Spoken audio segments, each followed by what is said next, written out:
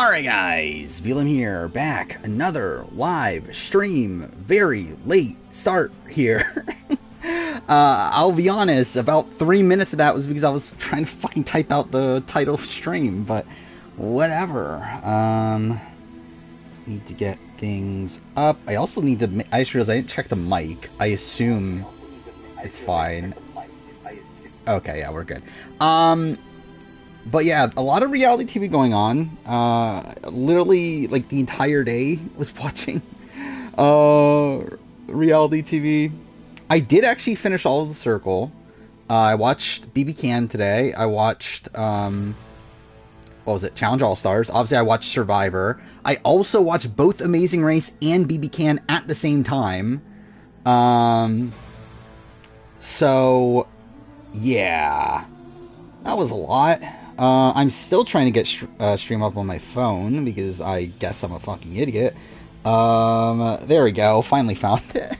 Alright, yeah, I mean, like, I think the season kind of reminds me, at least, like, structuring-wise, probably structure's not the right term, but I don't know, like, opinion-wise, it's kind of similar to 44, I feel like, to where 44, like, at the time of the merge, I did feel like there was a bit of, like, I'm really after, like, the final 10 round, there was, like, a bit of a turnaround. I do think this season's stronger than 44, but then also my opinion of 44 went down over time, to where, like, at the time of 44, I was probably, like, this high on 44, though, yeah, I think this season's actually, like, the last 3 episodes have actually been pretty strong. I think the premiere was very strong. The episode, the Gem Boot, like, that was also a decent episode. So it's like, it really is, like, episodes 2 through 4, I think were rough. Really already? We're already getting a bot? That was very quick. Alright, thank you, Circle. I was about to do it. Let me catch up on The Circle. Okay, I won't talk about it too indefinitely, but I will say I am liking The Circle more. I'm definitely liking the cast a lot more. I think they added an interesting twist this week that, I think normally I would hate on most other shows, but I think it actually kind of works well for The Circle. So, yeah, I think Circle's actually been kind of decent. Probably gonna be number 2. You're saying this season of New Era? I don't think it's that high for me yet. I mean, we'll see. I think, like, again, like, I think it's been a very good, like, this episode and last episode were both very, very strong. I think last episode was better still, but this was still a very good episode. I don't think it's enough to, like, I don't know, to look at it, like, super, super highly. But I guess, like, most people don't have, like, super high opinions of the New Era anyway, right? But, like, I would say it's better than 43, better than 44. I would say it's probably around par with 42. I would say it's not as good as 41 for me. And then, obviously, 45 is better. So I think that's where I currently stand. Of the robot wins? Well, there might be something to talk about there. Everyone just split on Q and Hunter. Yeah, 100%. Oh wait, what was the prompt telling me to do? Anyway, yeah, like, obviously, yeah, it was a split. I mean, like, they had to. I mean, like, once they were, like, literally told that Hunter has an idol, which is also, like, a very questionable move from Hunter, right? Like, to tell everyone he has an idol. Because obviously he was trying to get away with not playing it, but that was, like, very apparent what he was trying to do. Like, he should have just not said anything and then just played the idol anyway. The way Hunter was edited this episode makes you think he's not as big a lock as I thought. The episode itself, yes. On Fire makes me think he is likely as of right now. Where Jeff went out of his way to talk about how much he likes Hunter. So, I think Jeff's high on Hunter at least. But again, I think it's like a situation... Fuck me, I didn't want to do this. I think it's a situation where it's like, over time, like, again, we only have a year, so it's like, it might not be enough, but like, I don't think he'll remember Hunter, like too much way down the road, but it's like, again, All Stars is, I mean, like, Survivor 50 is probably going to be casting, like, a year from now. or really less than a year from now. So like, it's probably looking decent for him. Um, who's better, Venus or Xander? Why that comparison? I mean, like Xander, but like, why that comparison? That was bizarre. The popcorn scene, like that was so surreal. Like that, and then also in BB Can 12, was it the alumni coming out and like fucking just running around? That was also very surreal. Is Ben winning? No, I think it's Kenzie. I think through this episode, I think I'm probably I'm like slightly lower on Kenzie, slightly higher on Charlie. Not by any like significant degree, but I think there definitely is a chance of Kenzie being the dragon at this point. Of being like the big target that's taken out at the very end. With Charlie being the one to take her out. Do I think that's actually happening? Not really. But I think there's at least a chance of that. Okay, this is also something that I don't know if we should talk about. But I do feel like Jeff might have spoiled in On Fire. Specifically how a certain person is like, okay, well, like I think he may have accidentally said who is like a certain vote for somebody and why that vote will happen. Like, I mean, it feels very weird that he said that if that isn't the case. But yeah, there is like something that like he did say that was like, that feels like that's coming up. Like that definitely feels like a thing that's happening. Yeah, that's it. Yeah, Spicy Jeff. Yeah, that's the name of the episode too, right? Prayam's video today was about production spoiling seasons. Was it really? Yeah, I think Jeff definitely. I think that was a slip up. Because why else would you say that? Which also makes no, like, the entire conversation he was having there makes no fucking sense. Wait, oh, I just literally did the same thing again. God damn it. Because, like, his thing was, like, he was talking about how, oh, juries nowadays, that, they have, like, different criteria, and they all vote based on what they want. It's like, isn't it the opposite? Like, isn't it, like, that's how it used to be? That, like, people would just vote on anything that they wanted, and nowadays it's, like, more so based on, like, oh, who played the best game and that sort of thing. Which, like, I mean, to be fair, it's still the same. Like, it never really changed. Just obviously, like, there's a lot more groupthink nowadays and, like, who played the better game. But, like, still, it's, like, very strange that Jeff was, like, talking about it as if, like, that's a new thing. That people can, like, vote, like, differently. Like, can vote based on different criteria, I should say. But, yeah, I don't know. Q Final 3 go at this point? Maybe? No, I don't think so. Could be. Definitely more of a chance now than what it used to be, but, like, I don't think they would openly say Q won't win if he got to the end, if he did actually get to the end and not win. I think more than likely he's taken out at some point along the way. Basically, and the thing about Survivor is that they very rarely blatantly tell you a position. Like a placement, I should say. And even if they do, like, they, like, would later try to add suspense on, like, why that isn't the case. So where, like, again, like, obviously that could still happen with Q, but, like, I don't feel like they would just, like, openly talk about how, like, oh, Q's not getting my jury vote. If he actually got to the end and didn't get any jury votes. Which, again, more than likely he just doesn't make it there. I don't think he makes it there. I will say I'm much higher on Liz being losing finalist at this point. I still would give, or I should say 0 vote finalists, at this point. Like, I think if I were to guess Final 3 right now, it's, again, Kenzie or Charlie winner, Maria second, and then Venus or Liz as 0 vote. I think that's probably the most likely outcome right now. Where's Hunter into ranking? I think I put him 1, but, like, not because, like, he did that good.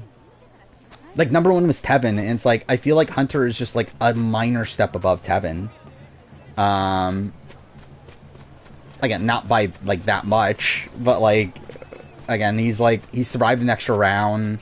In a situation like even if he didn't win immunity last round, I don't think he would have gone home there. I think it still would have been Tevin. Yeah, I mean, like I don't even know what else there really is to say about it. It's like yeah, it's just like barely above Tevin. It's like mostly the same game. Yeah, I mean, it is pretty. I don't know. Actually, is it that insane? I mean, like, it is kind of. It's like I get what he was doing though, right? Because like his entire like the way he plays it is because he's trying to not play the idol, right? Like that was the entire gamble of like everything he did. Like that was the point of like even telling people he has an idol and then like whispering at tribal and all that stuff. It's like because he's trying to get away with not using the idol. But again, I think the better move would have just been to not tell anybody and then just play the idol at tribal. Though really at the end of the day, they would have just split the vote anyway, right? And then Q just would have gone home. Which obviously, yeah, Hunter survives another day, but like, what is Hunter really going to do at that point? Like, I don't think Hunter... Really, I think Hunter's fucked no matter what, is the reality of it. Okay, what am I actually doing right now? Let me better check. Okay, at the end. Okay, where is this? It's all the way down there. Okay, so I have to go back out here. Where's Avery and Toll in the player ranking? Avery I have at 1, just because again, like it's like another situation where like I don't think she played like particularly well, especially at the end, but like she's essentially just Kayla, but like slightly better. And like Kayla was already at 1, so like she's at 1. I think Toll is 3, below Kayla and Avery. I mean, like, yeah, that's what I'm saying. Like, at the end of the day, I think he was fucked no matter what. It's like, he can't, like, I don't think there's much he can get out of this. Or, like, I think no matter what, he's gonna have to play his idol. But I think, like, if you don't leak it, at least you, like, can hope at the fact that they don't split the vote. Give him play Shenmue 3, imagine. I did think about doing a Shenmue retrospective. It's actually on the schedule. I think I'm probably going to cancel it, though, just because, like, I don't think I care enough to take, like, time out of my day to do a Shenmue retrospective. But, it's at least something I've considered. No, Ben's not number 2 contender. Ben's probably number 3, truth be told, but it's like, again, he's dead. Like, it's 1 and 2 is Kenzie Charlie. Like, I'd say Kenzie's, like, what, 65%, Charlie 30%, then, like, 5% shared between everyone else.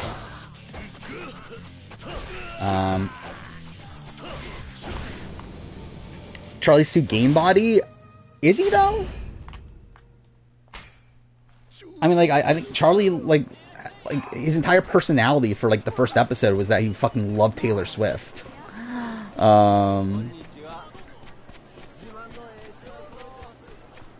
Like, I do think at the end of the day, it's like, yeah, again, like, I think Kenzie's more likely, but, like, if we're talking about, like, who's second most likely, like, who are the other options? 100%. I think Kenzie's move for Tiffany is bad, but, the edit didn't portray it that way. Like, the edit, like, gave her the time to explain why she's going after her number 1 ally. But yeah, the actual move itself on paper is bad. Like, I understand why, though, right? Because, like, we are, what, final... Well, we are at final 9. Even that is a bit early. But, like, still, we're in this position where, like, Tiffany's probably not going to play her idol. And, again, like, Kenzie knows that she has to, like, get rid of Tiffany at some point. And if, like, if Tiffany gets too far with an idol, obviously that's just going to be a very dangerous position. So, it's like, you have a clear shot right now. Or at least she thought she had a clear shot. So, like, I understand why you would do it. Yeah, I think it's probably still not worth it. I think it's too early to consider it. I think you probably... I would say by 7, I would probably take the shot, though. But I think, like, doing it at 9, especially when, like, Kenzie, like, doesn't seem to have this, like, very solid, group around her. Like, she has Ben... I have not watched any Quebec. I even watched Traders Quebec. I was gonna try to. I have not watched Traders Quebec either. Um, thoughts on Challenge 40 spoilers. I'm trying to remember who went home. Oh. Eh. Like, what thoughts are there? Um.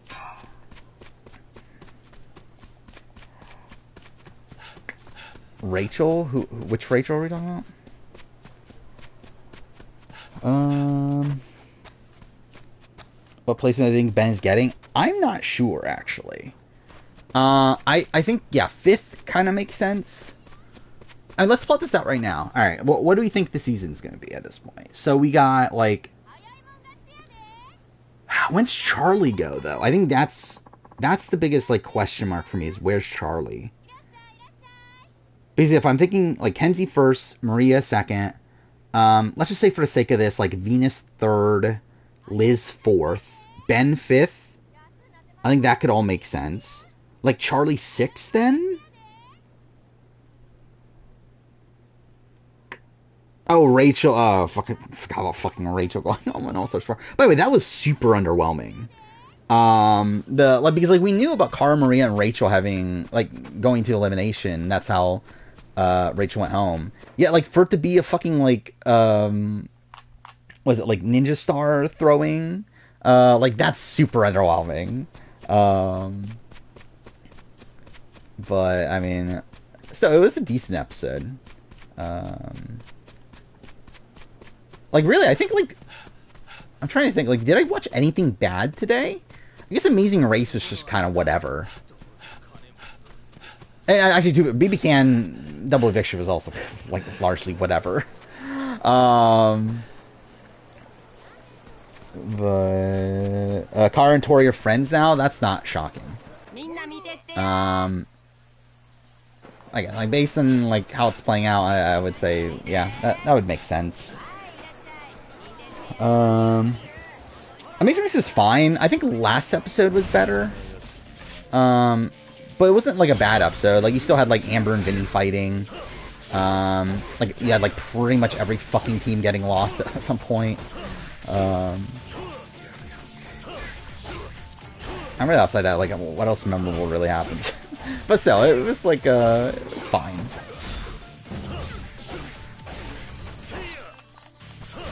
These random encounters. I mean, that's Yakuza for you. You're just running into these random groups of enemies that you have to fight off. Oh yeah, that is a thing. That Kevin Martin's on Amazing Race Canada with Gurleen from Traders, which is like random, but. Like, not random that they're paired together, because, like, obviously we knew that they were dating. Like, that was the thing that came out, like, right after that season finish. But, random that they're on, though. Like, I never would have fucking said, oh, Kevin Martin's gonna be on fucking Amazing Race with Gurleen.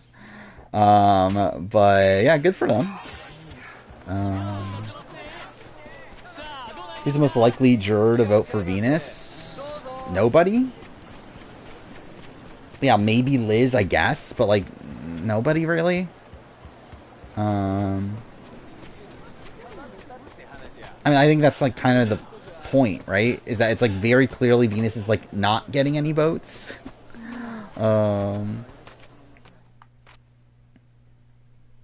Soda. Yeah, actually, maybe Soda. Depends on what the final three combination is, but actually, yeah, like with most. Yeah, actually, Nami's gone outside of Liz and Venus at this point, right? So, yeah, there's a chance. Actually, it is weird how this season is structured at this point. We're like coming into this episode. I didn't even realize that until like thinking it through, but it was 3-3-3, wasn't it?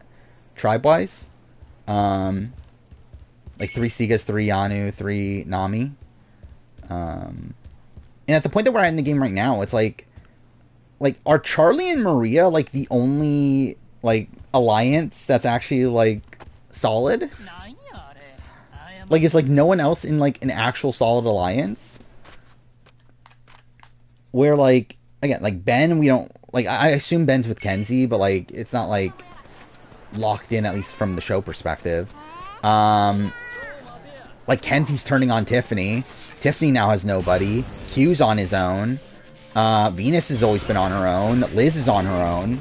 Like, it is very strange how the season's endgame is playing out. Which I think is, like, playing into why Jeff talked about this being, like, the most, like, cutthroat gameplay ever or whatever.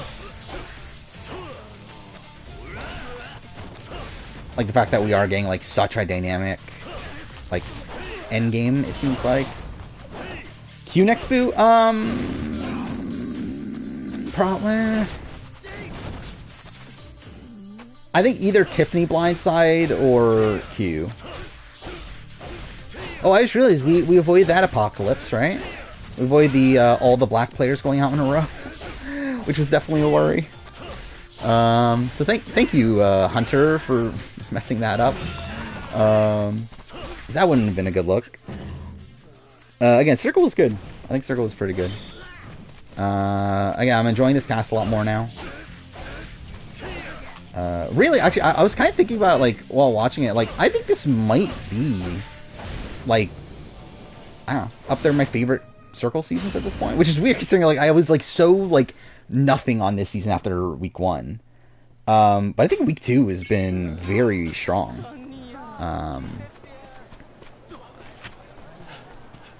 Where it does feel like we're getting a lot more, like, strategy involved. I think the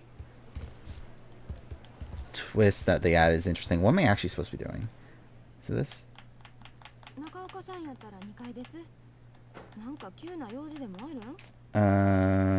Liz looks like she's gonna explode next week. Yeah. Yeah, that was her yelling, right? Which I assume it's like her being frustrated at how her plan didn't go through again. Wait, where is that thing? Okay, it's here. There we go.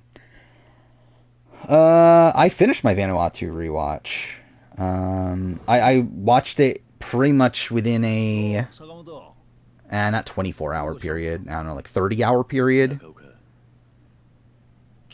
I actually no, really I watched not 30-hour period. What am I talking about? 26-hour period or so.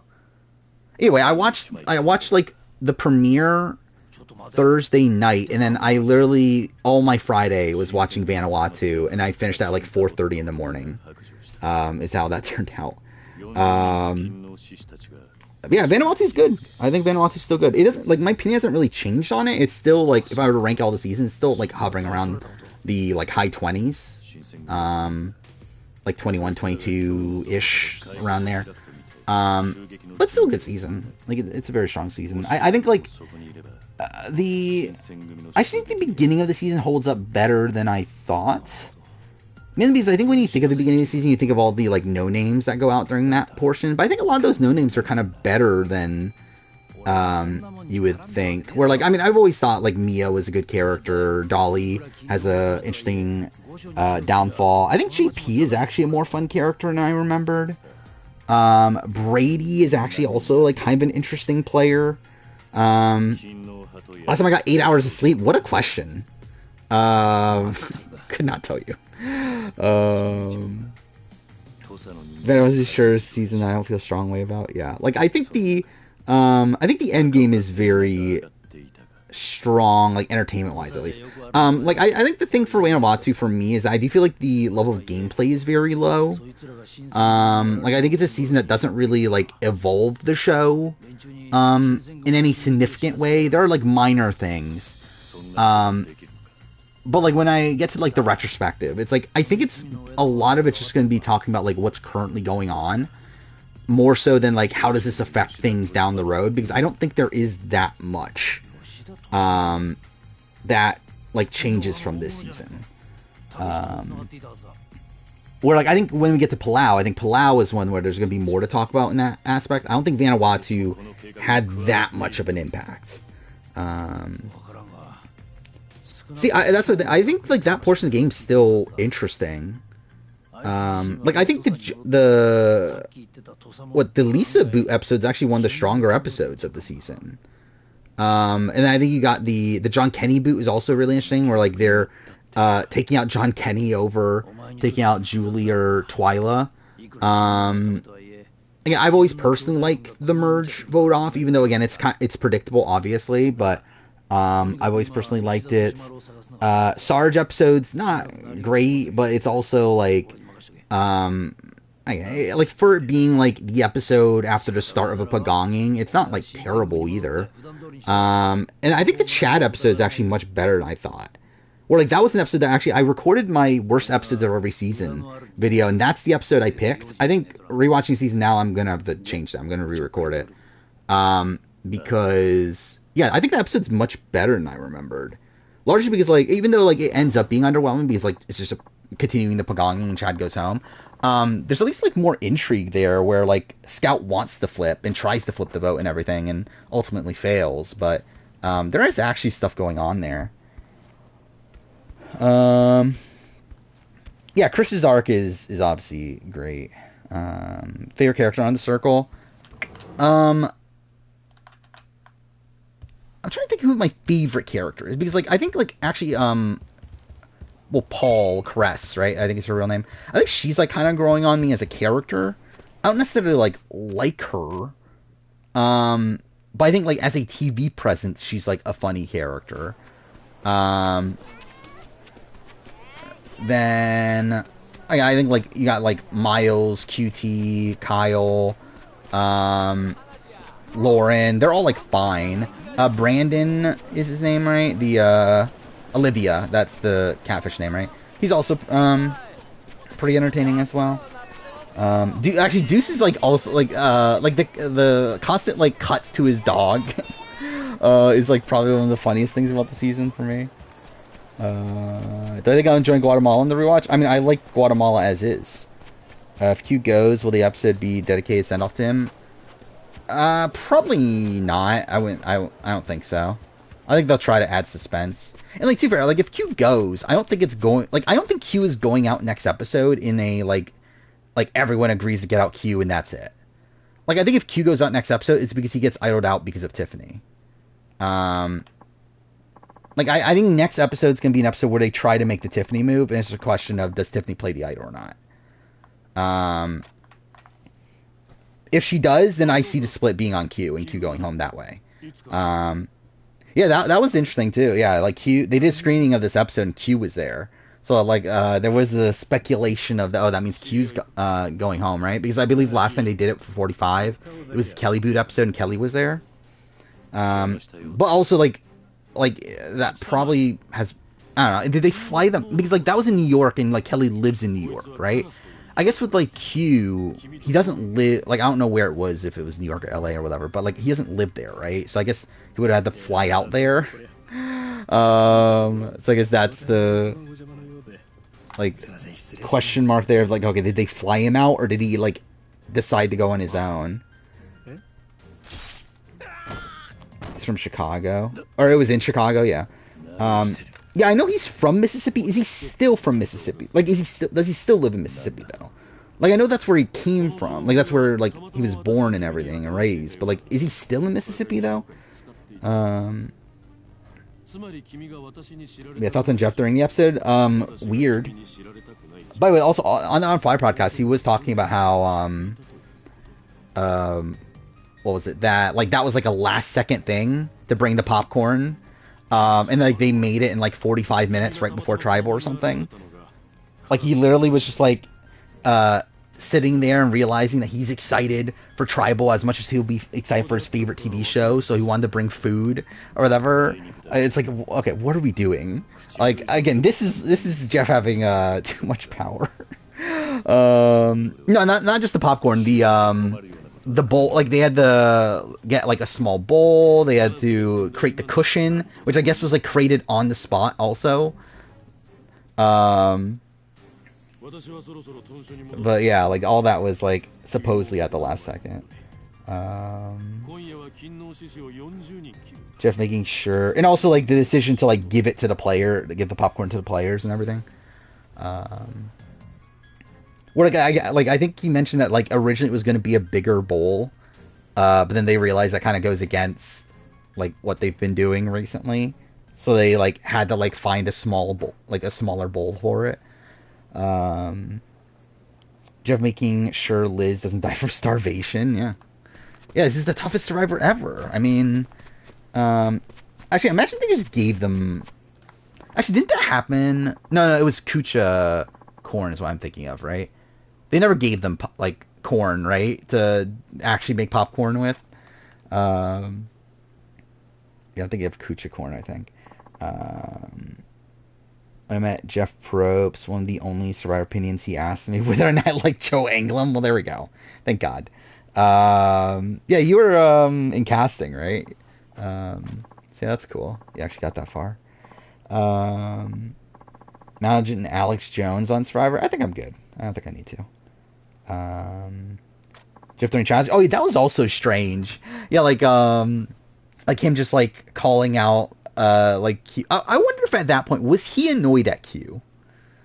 I wonder if that's a thing. Like, was he at that point annoyed at Q? And like now he's talking about now that like, oh, I don't think Q actually wanted to quit, and he's like not bothered by it. But like, I wonder if at that point he did think Q was gonna quit.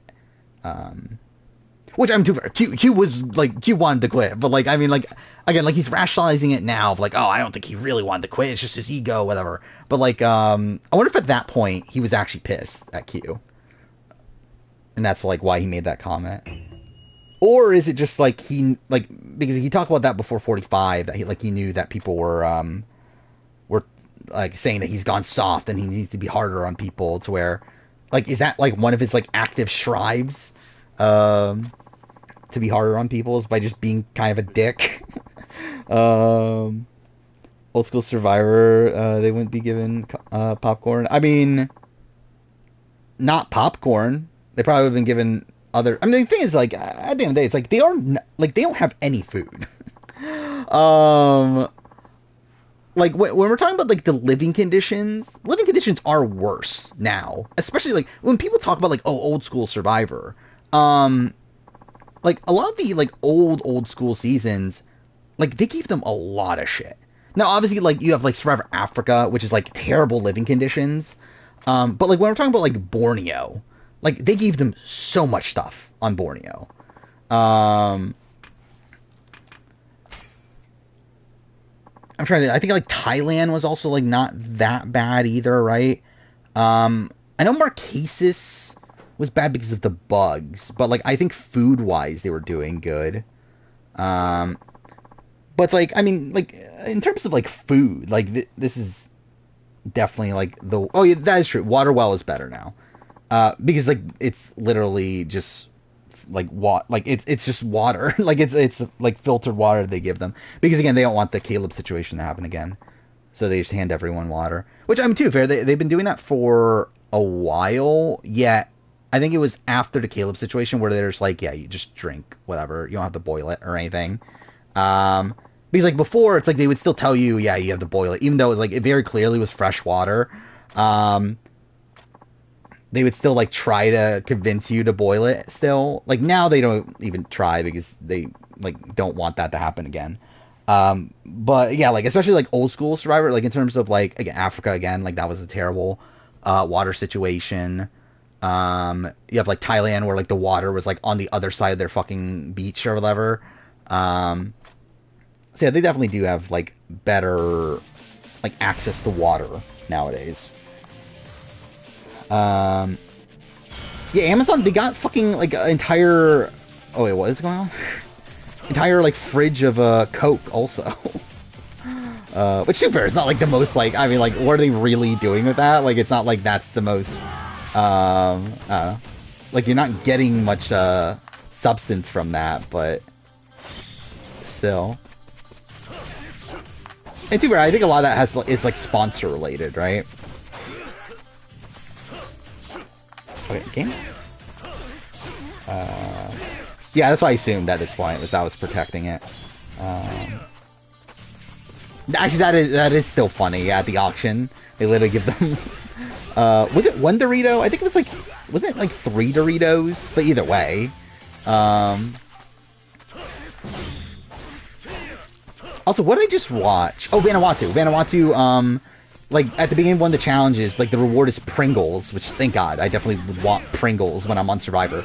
But Like, Jeff literally gives them, like, one chip to share between the entire fucking cast. It's like, okay, cool. Do I think Jeff will try to get Boston Rob? I think they'll call him and he'll say no, and they'll be like, okay. I don't think they're gonna, like, legitimately try. As in, like, I don't think they're gonna go out of their way to pay Boston Rob a whole bunch of money to bring him out, like they did with Winners at War. But I think they'll give him an availability call. By the way, is Boston Rob winning Deal No Do Island at this point? I'm kind of, like...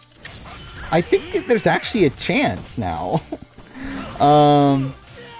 Because, like, I was thinking for a lot of this, okay, it's Aaron that's gonna win. But, like, now it's like, I mean, like, Aaron's just gotten so much Dodo content. And now, like, Boss Rob's getting this, like, big, like, underdog content. I think there's at least a chance of, Boss Rob winning. Yeah, I think Amy and Stephanie, no shot. I would say Jordan's on the uptick. And, like, yeah, if this is, like, Survivor, no fucking way Jordan's winning. But, again, it's Deal No Do Island. It's, like, the first, like, season of a new reality show. Like, we don't know how they would edit things. So, obviously, like, it's an edit that would go against, like, traditional reality TV tropes. Yeah, it's not, like, that out of this world to think that there's a chance of a Jordan win.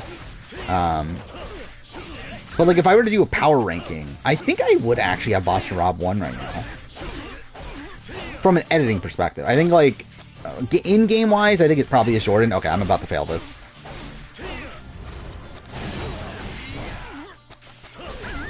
Cool. Perfect. You can power ranking. Power ranking, Victoria 1, Bailey 2, Anthony 3. Then I think it's tough between Todd and Lexus. I think probably, like, to win, Lexus 4, Todd 5. Safety for this week, probably the opposite. I think Lex is the most likely person to go home this week. But I think Todd also has a very tough road to winning at this point. I let him die. Yeah, I did. What a tragedy.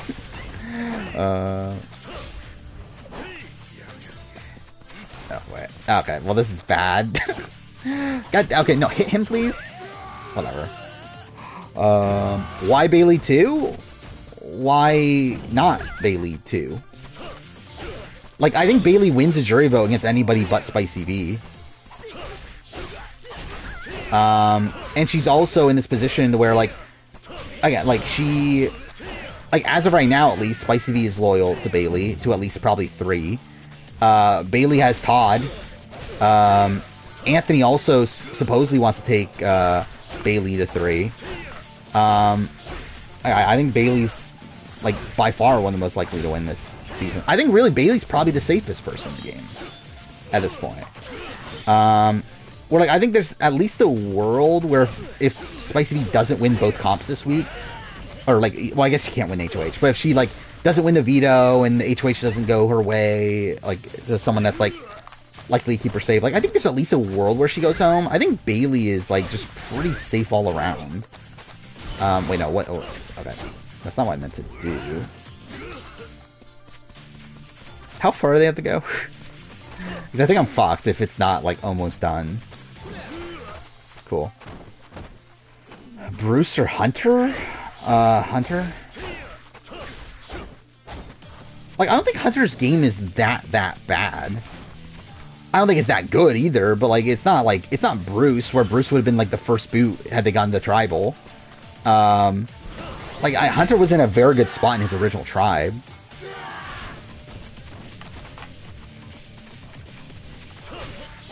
Well, I think that's because they didn't know they would have 90-minute episodes. I think if they did know they were gonna have 90-minute episodes, I think they would have done the same thing as 45. But obviously they didn't know, so they couldn't do it because they didn't know if they would have time to show it. Which, thank God, thank God that's the case. I'm so fucked. How far do I have to take this thing? Cool. What's Rare 50 gonna be? again, either General All Stars or Second Chance. Um, I'll lean towards General All Stars. I would not be shocked if it's literally just called Survivor 50.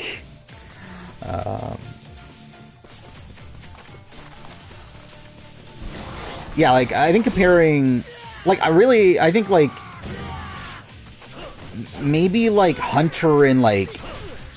Kelly is better? Or, like, Hunter and, like, Kendra is, like, a better comparison.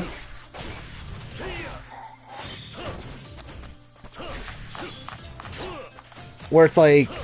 Again, at least, like, Hunter... Again, Hunter was at the top of the Nami power structure. So, like, even though, like, Tevin was the person that was, like, probably, like, had the most options there, like, he was still picking Hunter. And he also comes into the merge with the Majority Alliance. And it's like, how much of the Alliance breaking apart is, like, his fault?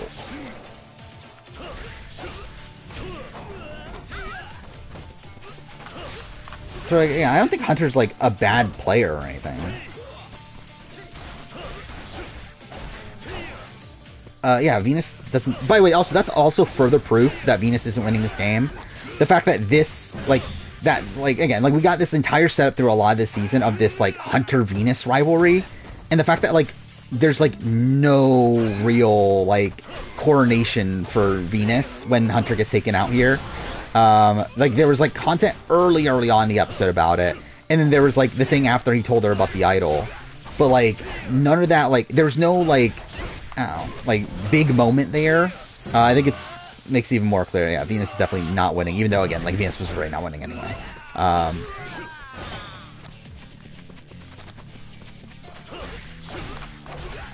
Let's see. Yeah, I heard about... actually, wait, you know, Jordan hooking up? I'm trying to remember. Who did Jordan hook up with? Maybe I don't know who Jordan hooked up with. I know Brad and Emily hook up. Cool. I think I did worse this time, right? I think Liz, who is purple, has more of a chance than Venus. Yeah. I think that's not out of the realm possible. Like, I think Venus and Q are the bottom two for me. Hunter fuck himself over by trying to blindside Ben last minute? No. Like, if anything, that's maybe one of the better things he did. Is, like, get Q to put his vote onto Ben. At least that allowed him to get to a tie. Oh, yeah, Theo and Olivia. That was the other one. I saw, like, Jordan's, like, pissed off at production, which, that makes sense. Oh, yeah, the injury thing. Yeah, that's what... Yeah. Which, yeah, obviously sounds bad.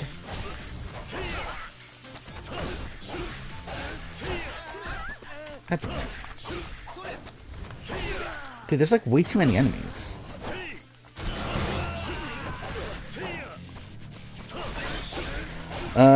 Venus is more losing finalists than Liz? Probably. But I think these last few episodes have, like, opened up the, like, a win trajectory for Liz.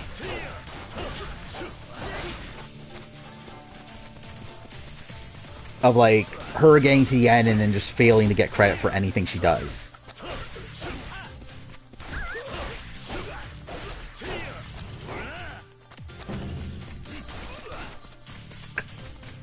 Okay, yeah, I'm definitely gonna fail this again. I mean, generally, that's not the case. There's been other finalists that have been more under-edited than Liz. But I think, like, for New Era, they have been, like, making strides to give people bigger edits. And, like, considering the fact that she is, like, one of the quietest edited people, like, well, she is the quietest edit of the season. That is, like, obviously abnormal. Where, like, outside of Heather, like, pretty much the entire New Era has, like, cool. Has been given, like, more content than normal. Um, Liz is a bigger edit than Ally White, yeah. Like, quite a bit. Again, like, I'm like, that is like, again, pre-new era, like, that is a trend of runners-up, is that there is one runner-up who usually is, like, pretty quiet edit-wise.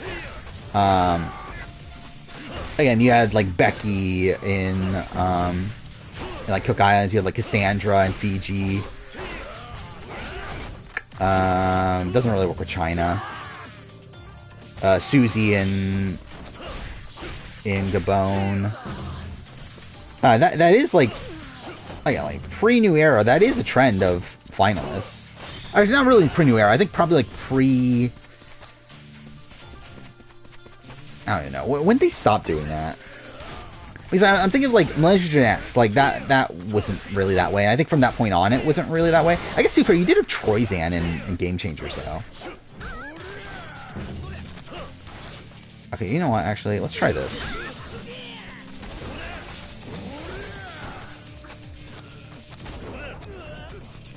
Julie was not nearly as quiet, though. Like, Julie had, like, 45 confessionals by the end of the season.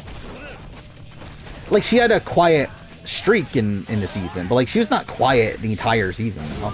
Really, if anything, J. Maya and Sifu were quieter in the edit than them. I mean, what the fuck is this? Why are there so many enemies? Like, how am I supposed to be defending this when, like, there's this many fucking enemies around it?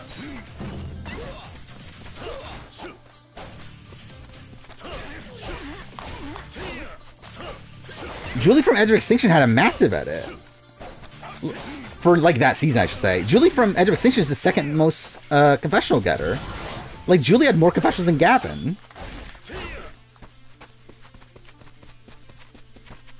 Laura also had a decent amount of confessionals.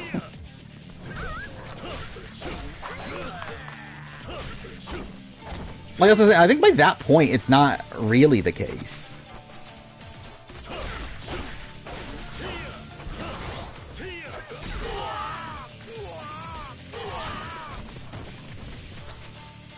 Yeah, Julie, again, like, was pretty much the second biggest character of the season.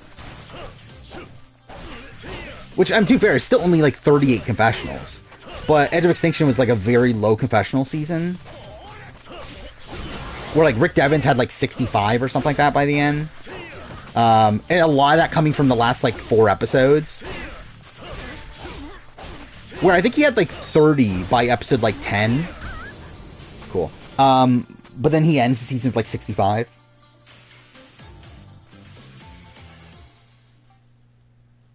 Yeah, Gavin, I think, had, like, 26 or something like that. Like, he was on the lower side of things. But still not, like, invisible. Why Troyzan was purple? I mean... Like, really, I think it's because, like, Brad took up all of his content, right? Post-merge. Really, pre-merge-wise, I think he actually is, like, a bit, like, overstated as being someone that's purple. Because, like, he actually is, like, a pretty, like, present person pre-merge. Where, like, we see his relationship with Sandra, we see his relationship with Sarah at the Swap Tribe. Like, he's like, a constant presence early on, but then, like, once we get to merge, he's gone. And yeah, I think it's because Brad takes all of his content, essentially. Alright, this time I'm doing better so far, at least. Okay, cool.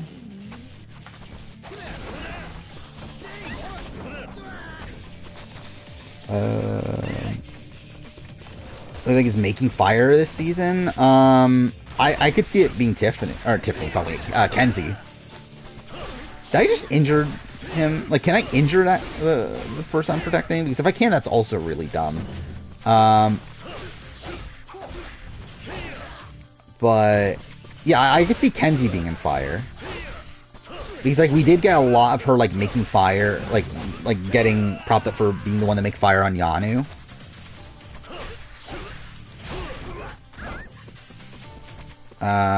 Outside that, like, I don't think there's really much, like, fire foreshadowing. But I think just, like, edit-wise, again, I think Liz is someone that could definitely be the fire-making loser. Um, potentially someone like a Ben.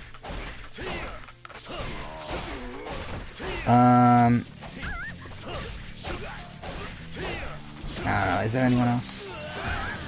Fuck off. MTV production is terrible when it comes to taking over their cast. Yeah. Like, I mean, they're just terrible all around. Not even just, like, when taking over the cast. They're terrible in, like, everything. Like, I think MTV... Like, I think Challenge Productions is probably, like, one of the worst, like, production teams I've ever seen for any reality show ever. It's like they're truly atrocious at their job. Like, literally, like, every aspect of their job. Yeah, sword and gun. Oh, this is actually... Wow, okay. Attacks are a lot quicker. Oh, okay, cool.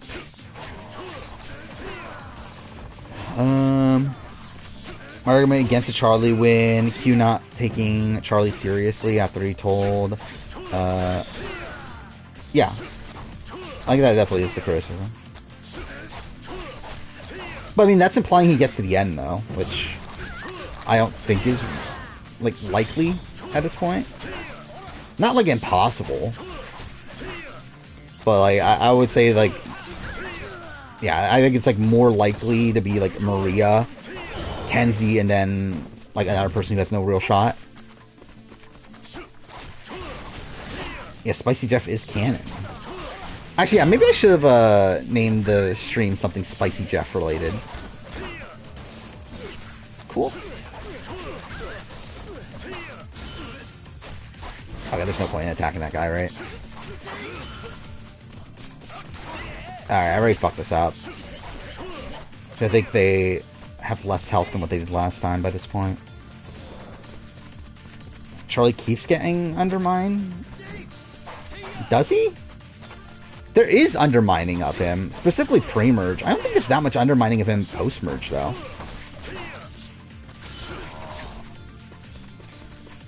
And, like, to be fair, like, Kenzie also has undermining pre-merge. Which is, like, a lot of the reason why I didn't think Kenzie was winning, like, early on. Yeah, Spicy v Spicy Jeff. I should have made that connection. That wasn't on the show, though. Like, I mean, well, there was the one confessional where he talks about how, oh, Charlie's not going to win the game. But, like, that didn't make the show. That was a deleted scene.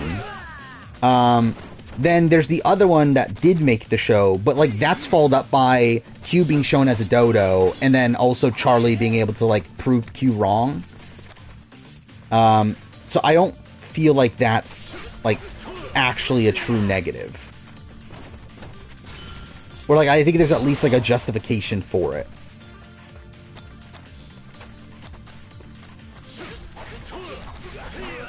Well, I mean, yeah, Q's obviously not winning.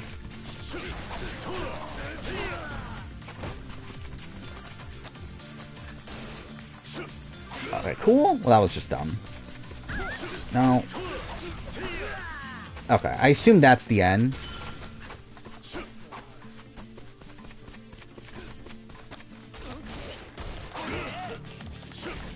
No. No, no, no.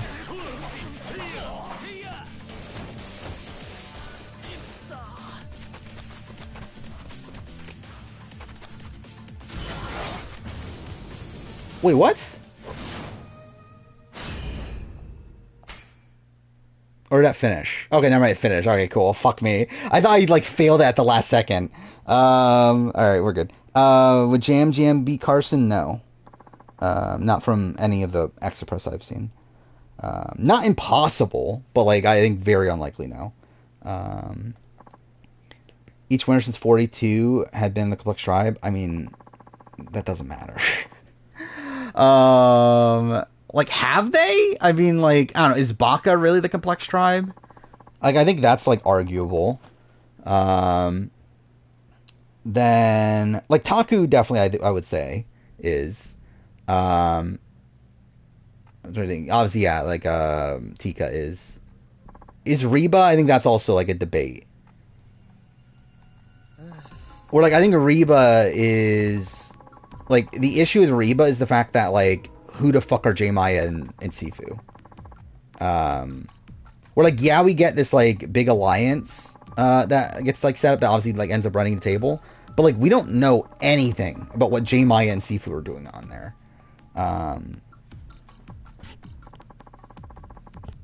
So we're like, I feel like we have more like full information about Bello than we do about Reba. Survivor 44 had the best final tribal in terms of gameplay.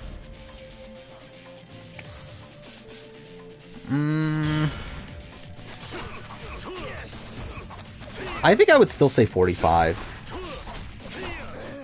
Because like, I mean, too far, I'm lower on Carolyn than most people, and also I think I've gone down on Jam Jam a bit since the season finish. Where like I think D is just a like what, top 10, if not top 10, like barely outside of it winner.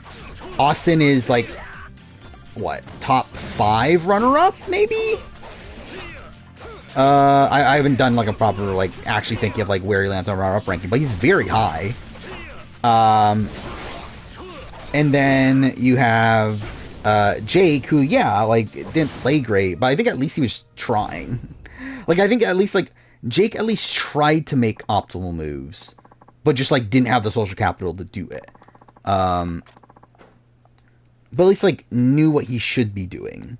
But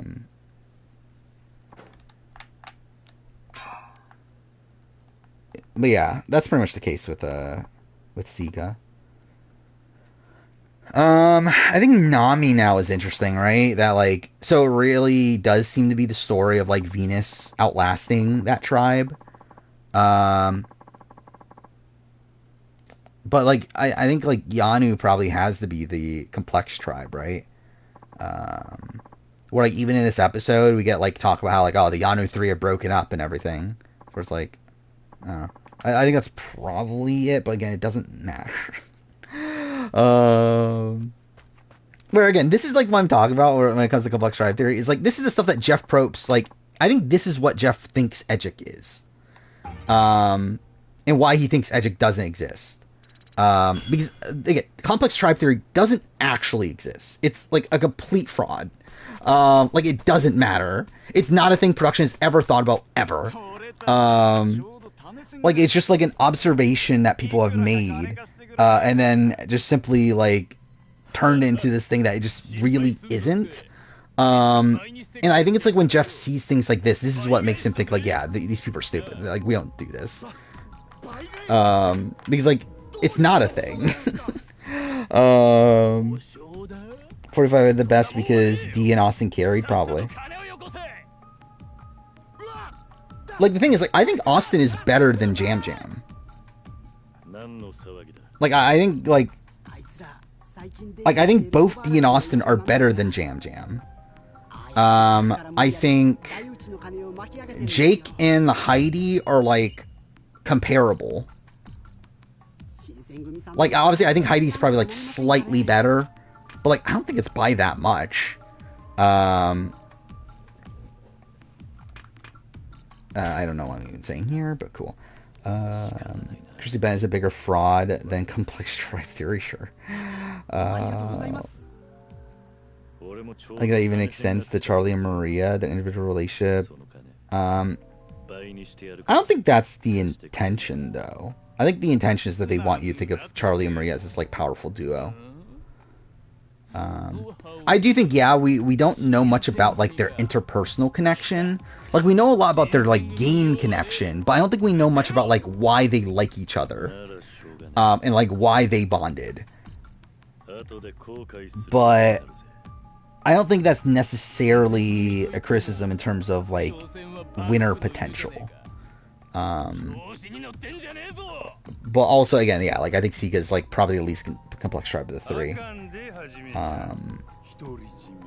Vote count, Carson, Jam Jam B, like, near unanimous for Carson. Like, I'm trying to think, like, who would vote Jam Jam? Like, are we saying Tika 3 final 3?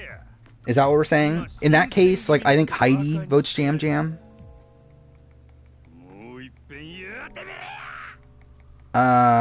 Jamie probably votes Jam Jam. I think everyone else votes Carson.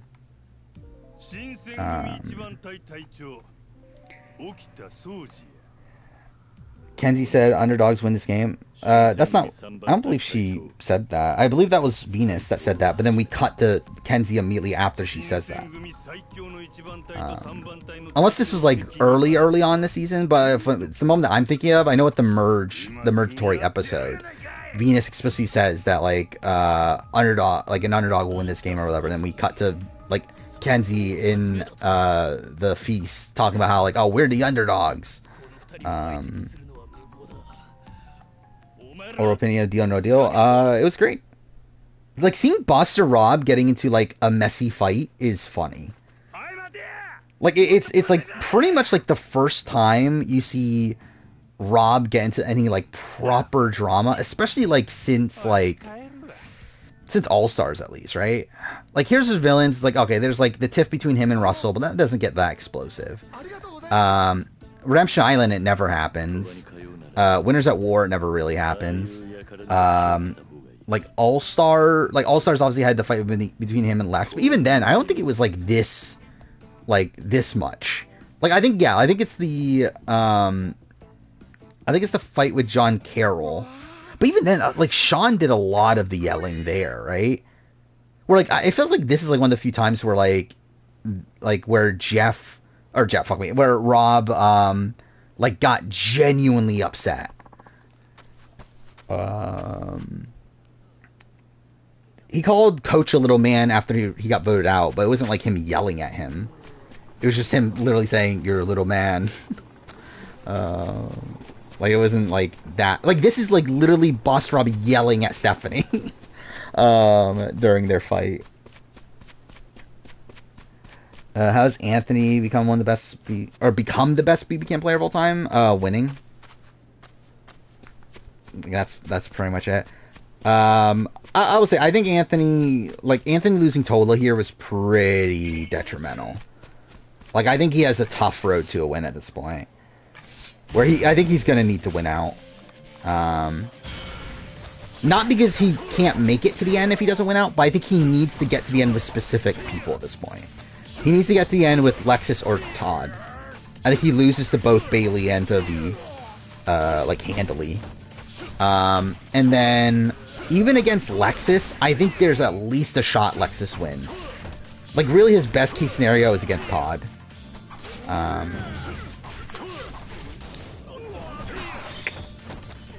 Yeah, I mean that's the weird thing too. Is like we're getting like such conflicted messages on like what Anthony is doing. Same thing with V also. Like we obviously get like these talks about like how like I'm setting it up so that like Tola will go after Victoria. But then like he also does say that Victoria's his number one. So it's like, well then why are you setting it up that Tola goes after Victoria then?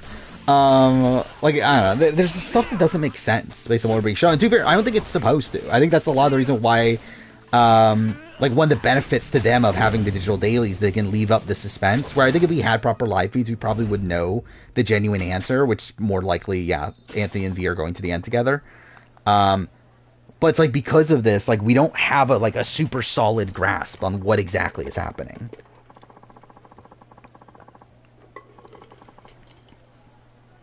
Boss Rob on Challenge All Stars 5, that would be funny. Rival, I mean, like in an ideal world, it would be like Lex.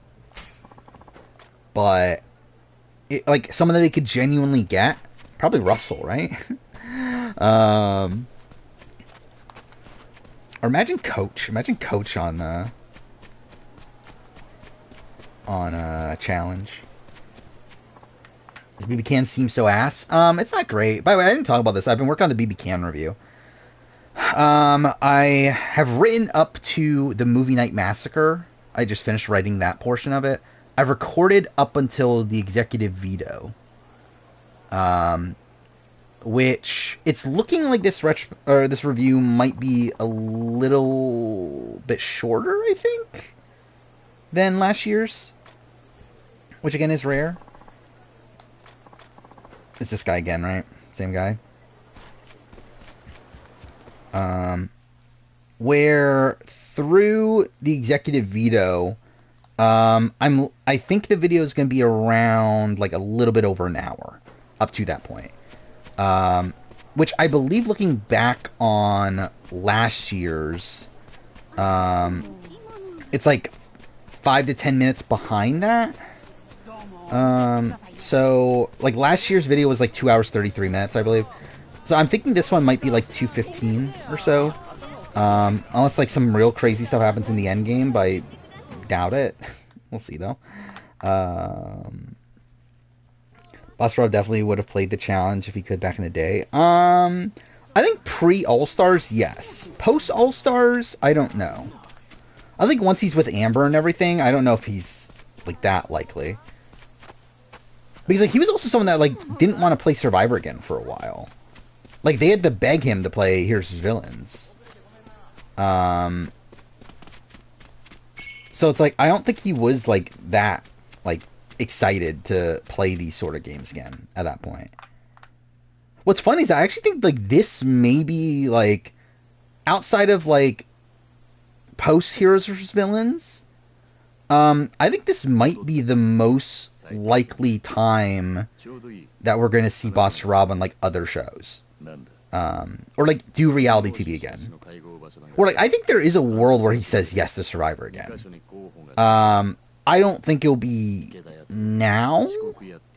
And I think if he goes back to Survivor, it will 100% be like Edge of Extinction, whatever. Like I think he will have those like stipulations. He's not gonna be a Big Brother. I think no way he's on Big Brother. But I think again, he's more than likely gonna be on Traders. Like I think House of Villains, I don't think it's out of the realm of possibility. Probably not though. But I think Traders is 100%.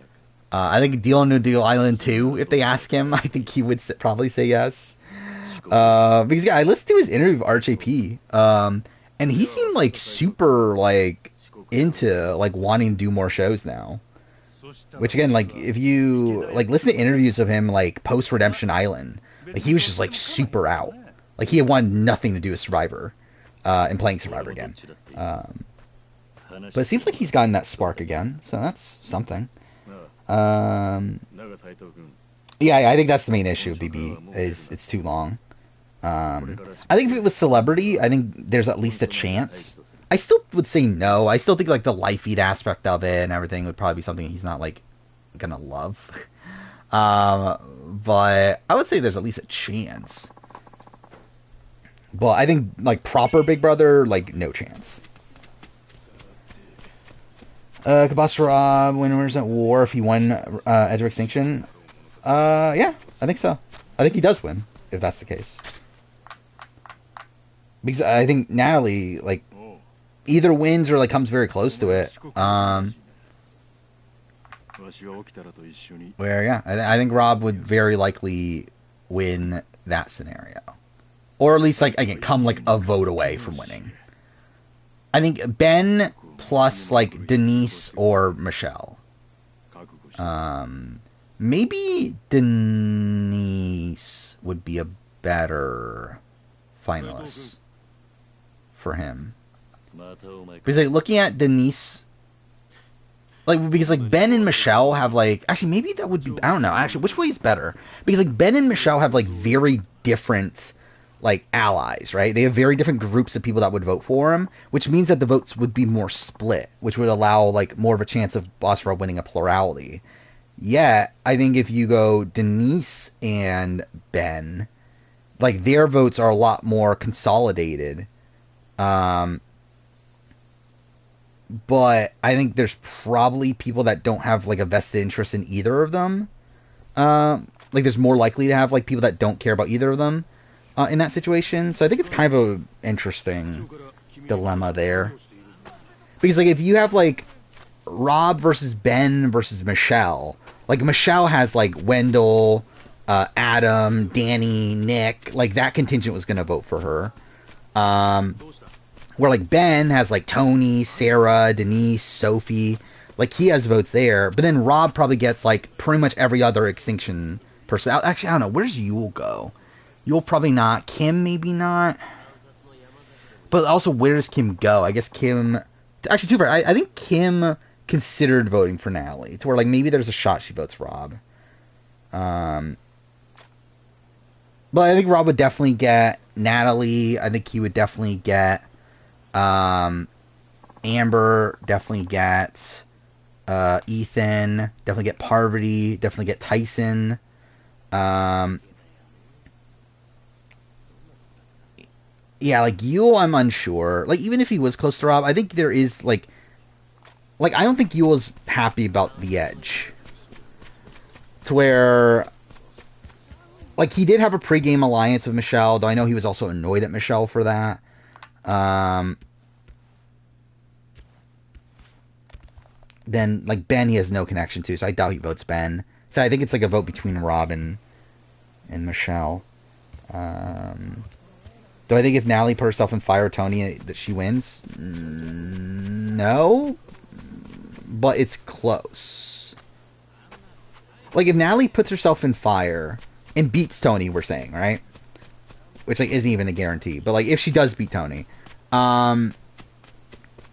then I think it's very close. I think it's between Sarah and Ben, or fucking Ben. It's between Sarah and Natalie. I think the debate at that point would be, does the like Wendell, Nick, like that contingent, like are they as worried about Natalie winning in that spot? Like, do they care as much?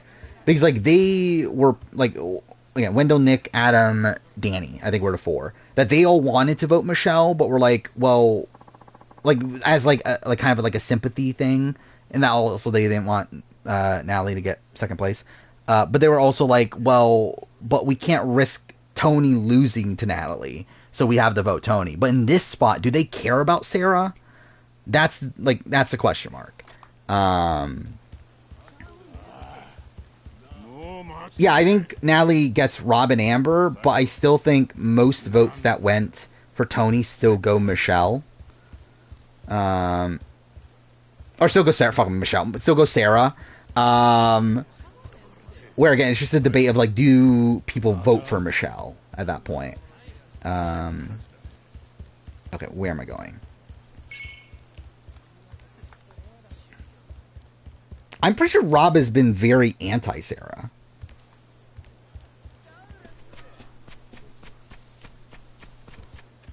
Or like, I know that's the thing that like Rob and Amber hated Sarah.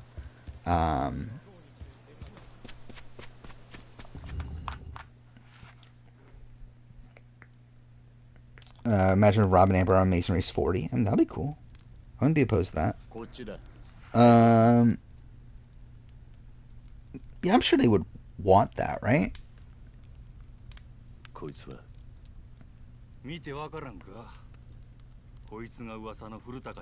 I call BS when Rob said in his voting confessional about if Natalie beat Tony in Fire, he would have voted for Natalie. I don't think he would have voted for Natalie because she won in Fire. Wait, are we saying like okay? Wait, if she beat Tony, then yeah, I think there is a world where that is the case.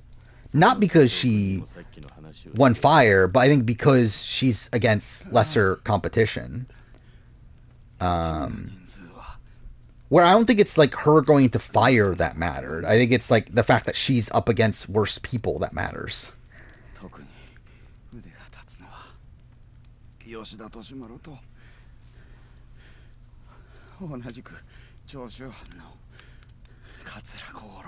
Oh, you're saying in response to Waluigi. Okay, yeah. Oh, I think I like completely misread the context of it then. But okay, either way. But yeah, still, like I think that like I think he would lean Natalie in the like Sarah, Natalie, Michelle final three. But again, I think it's because he hated Michelle or he hated Sarah. And again, in that spot, then yeah, like again, Tony's not there. There's not like this like person that like in his mind like really ran the game. Why Anthony could beat Lexus by again, that's what I said. I think Lexus is debatable, but I think he just outright loses to both V and Bailey. I think the difference with Lexus is that Lexus is not as well liked by the other women. Where like Kayla in her exit press said that she would have Anthony then Lexus in her order. Her order was Avery 1, I forgot, was it Bailey or V2? I think it was V2, Bailey 3, Anthony 4, then Lexus.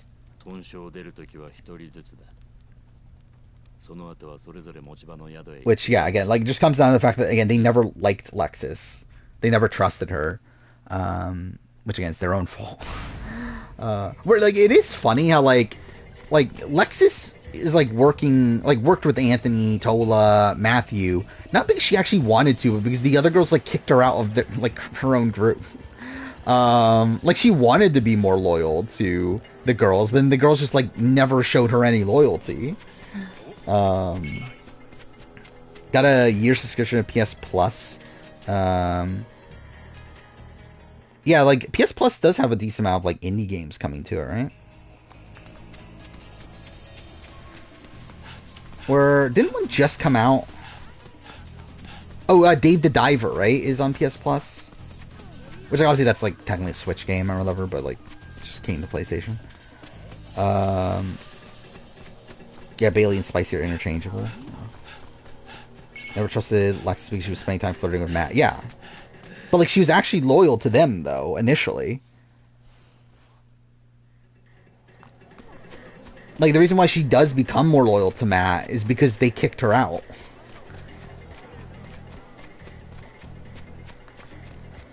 Download Edith Finch, Artful Escape, and Unpacking. Interesting. I always wanted to play Unpacking. I never got the chance to. It's on Game Pass, I believe. But it seems like a super chill game that I would want to play, but again, just haven't had the time. Artful Escape is okay. It's alright. It's unique. I'll give it that. Well, it's at least unique, like, artistically and all that stuff. I would say, like, narratively, it's kind of generic.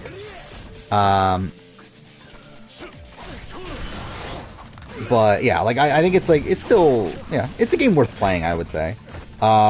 Edith Finch, I'm kinda, I don't know. I don't think I liked it as much as most people. I think it's good. Like, I think it tackles its themes in, like, an interesting way. But, like, I don't know if I necessarily like it.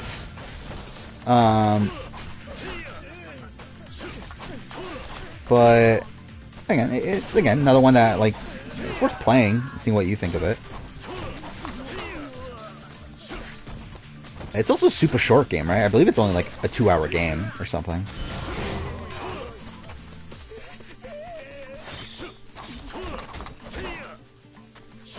Oh, thank God, all the fucking Assassin's Creed games. Yeah, I don't know if you're... I think you're probably better off not. Like, I think you'll probably be happier not having played Assassin's Creed. By the way, I do find it so funny that, like, that they, like... So, like, the Hexa, or Hexe, whatever the fuck that game is. The game for, like, 2026 or whatever. Had, like, information leaked about it. And, like, Lasers posted, like, a sarcastic comment of, like... Because, like, in the fucking game, supposedly, it's gonna have, like monsters and, like folklore-based things. And, like, Lasers posted a comment of, like, oh, good to see Assassin's Creed going back to its roots or whatever. And, like, people were, like, taking it seriously. It's like, fuck off. Like, it is funny how, like, bad Assassin's Creed is now. And it's super, actually, like, really, it's like... I think at this point, I question its quality at any point, but, like, especially now, though. We get rumors about Australian Survivor Season 10, probably in a few months. Probably around, like, August or so, right? Be a little bit later. Yeah, which, again, could be a good thing or a bad thing. Not having nostalgia and bitterness. Where, like, I think it might be, like, worse for the older games, but then maybe better for the newer ones. Where, you might like Odyssey. Maybe. That's on Riley from B25 making a podcast. That's a thing that's happening. I don't really care, but it's a thing that's happening. Ranking on who I want to win, BB-Can 5, or fuck, BB-Can 12. I would probably say Anthony won. I think Anthony winning is like the most interesting like thing legacy wise. I'd probably say Bailey too. Where again, Bailey's like a really like unique character on this season. I think she'll be like a really interesting winner. Not necessarily like the best winner gameplay wise, even though I think she is like a competent player. But okay, I think it'll be like a unique winner there. Then I'll go V. I think my issue with V is that I don't think V has played well. And I think if she wins, I think she's going to be remembered as she like dominated this game. And I think that's the thing that's going to be annoying for me. I mean, too fair, she did dominate this game, but like she dominated this game because like the game was essentially handed to her, for a lot of it. To where, I mean, like, too fair, that's a criticism people have like Boston Rob and that sort of thing. But like at least there, I think Boston Rob is playing as optimally as he could have. I don't think Victoria was playing anywhere close to as optimally as she could have. To where, like, I think the main thing to credit her for is like maintaining these relationships with the women. I think strategically she was just such a fucking mess on this season. To where it's like, I think that would be like underwhelming to see her being talked about as like one of the best BB Camp players of all time, if she does go on to win this. But again, I think it's probably the most likely outcome at this point. I'm not like opposed to Alexis win. It's like whatever. It's like, again, at least we get the first female winner in a while. Again, I don't think it's as satisfying as V or Bailey, where again she's kind of boring. Like it didn't really have that much like to do with what was going on for a lot of the game. But it's fine. Todd, I think is like, yeah, what are we doing?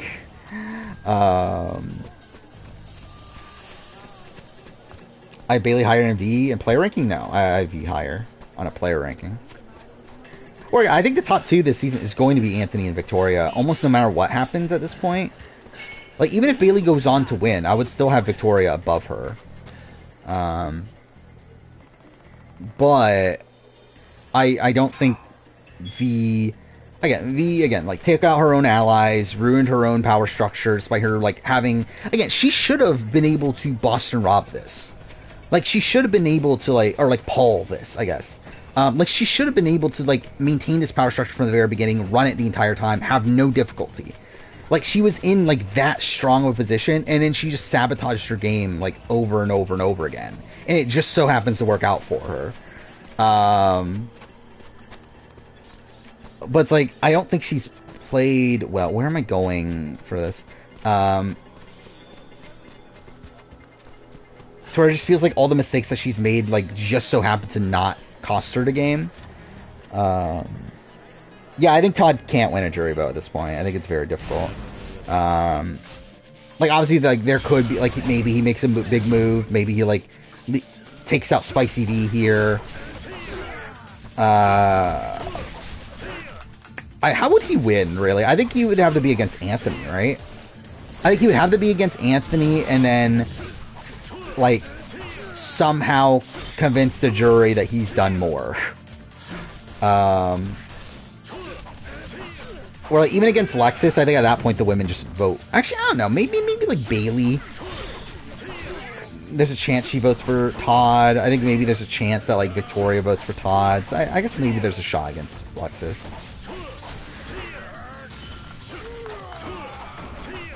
Yeah, because I was thinking that like the pro-women sentiment would be enough there, but maybe it wouldn't against Todd, considering a lot of Todd's allies were the women. What was the tweet from Gamer? If it was 2 hours ago, I probably didn't see it. Oh, I did see it. I did see this like right before I started stream. Again, like, what is there to say? Like, we don't know anything about it. Obviously, yeah, more recent people, but like, we knew that there were going to be a lot of recent people. I don't really have anything to say about it because it's like I don't know who those people are. But again, it's just not looking good. Do you think Anthony's trying to win a comp all season? I think he tried to win this veto. I think he tried to win the previous veto until the money temptation came up. But I think he is trying at this point. The problem is that I don't know if he can even win even if he is trying. Where is it? Is it there? Is it that building?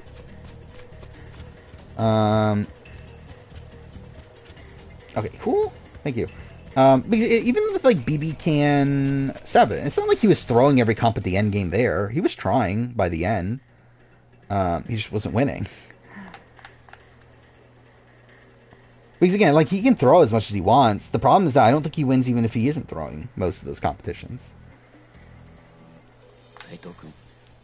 Thoughts on elimination matchups for 40? Well, I don't know. What were the recent ones that we learned? I know the rematch that we got. That's funny. It played out the same. I don't even remember what the other matchup was.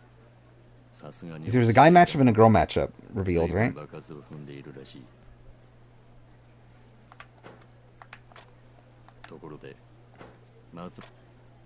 Actually, I never even updated the draft, did I? I think I did the challenge one alright, but I didn't update like Survivor BB Can. So let's see how this played out.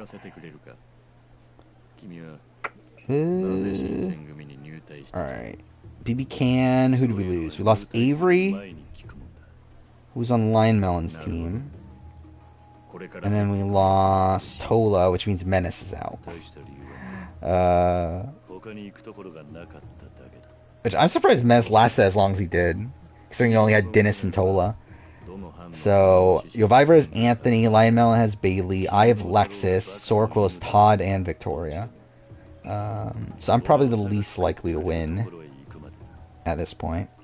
And then 46, Hunter went. So Lion Melon's out of the Survivor draft. This sucks in retrospect. I mean, yeah, this isn't great. I think this is a player of potential, but I don't think he played well on this season. Like I talk about that in the review, but it's like, yeah, like Dennis like was fucked anyway. Like if anything, like he was given like another shot by Vivek winning HOH, and he fucked that up too.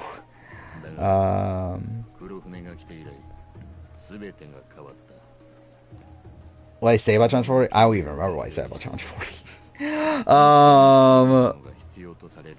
What was it? Oh, I mean, like, I know the male matchup is one that's, like, kind of humorous that happened again.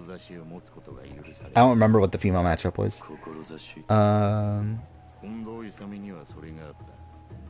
Picks for BB Can Survivor pretty great overall. I know BB Can was... Well, I mean, you had Victoria, and then you had Kayla, right? Who'd you have on Survivor?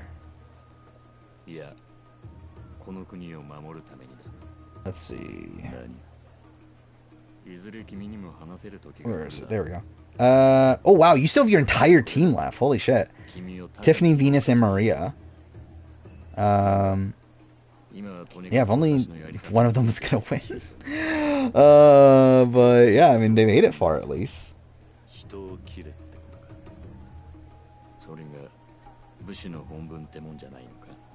How's Michelle and Olivia? I mean, like, oh, I forgot that was the thing. Michelle. Okay, spoiler for Challenge 40. Michelle won elimination, right? That was the thing, right? Who'd Michelle beat? She beat somebody, right? Oh yeah, Michelle and Tina. Okay. Which, I mean, yeah, fine. I mean, like, not shocking that Michelle would beat someone like Tina, but still, good for Michelle. I'm not that surprised about Olivia. Like, Olivia has a lot of allies coming into the season. Really, of the, like, new era people, like, socially to click with the older school people, I expected, like, Olivia to be that person that would be able to do that. Like, the inverse of BB25. Yeah, you had, what, Riley... Was it Riley Heisem Jag? Was that your Big Brother one? Big BB25 one? Um, which obviously got lucky with Jag, but it looked like you would be out for a second. Yeah, maybe you just got better at drafting. It is funny how like Jag was just like a consensus like pick to win early on though. For BB25. And it's like he does win, but like not in the way that people were expecting. Oh, Mystery Man? Mystery Man's still there. Just like really injured, right? But he's still there. Hope Josh doesn't win this one. I would be okay with Josh winning. I think that would be so funny for Challenge 40 to end with Josh winning.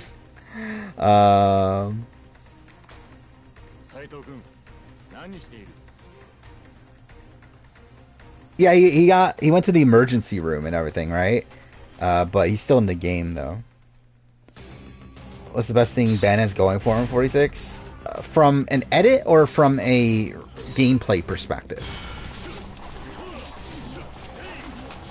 Because I think those are like very different things. Venus is delusional, 1,000,000,000%. I don't know, like Venus, like I think just kind of screams out as someone that's like a bit like immature.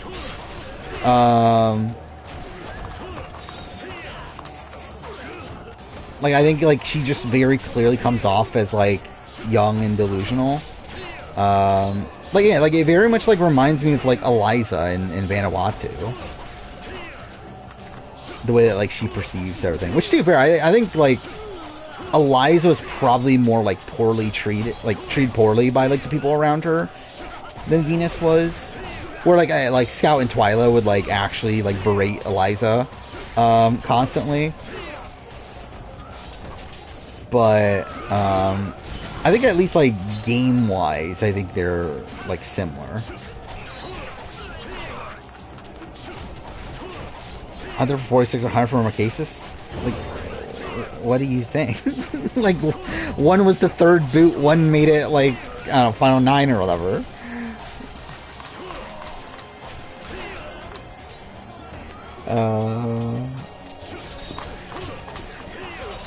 Venus edit is explaining why she can't win a jury vote? Yeah.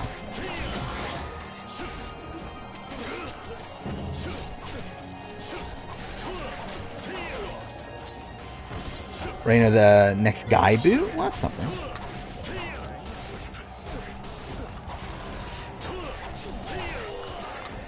In terms of edit, I would say the fact that he's like been like his edit's been very positive. And like kind of unnecessarily positive. It feels like they go out of their way to prop up his social game in situations where they really don't need to. That also like we get this like sympathetic content with him getting the panic attack, and I think that's like the biggest pro for him. I think the issue is that we don't know where he is in the game. I really there's probably like many cons. I think also like again he had no like no real substance in the premiere. That's not great. Like yeah, we just like don't really know what he's actually doing in the game at this point. We haven't really gotten like that much focus on his relationships outside of like early on with Charlie and then with Kenzie. I think like his relationship with Tim is one that's like super underdeveloped, considering like he's like sobbing when Tim goes out. It talks about how he like lost his best friend, yet we like saw very little of that relationship. It's been similar to Alec Gabler? No.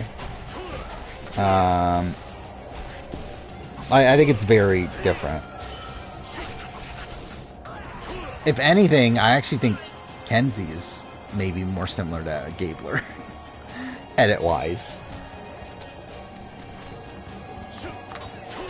Where, like, again, like, a major aspect of, like, Gabler's edit is, like, negativity early on, but her being able to like, Gabler being able to justify that negativity.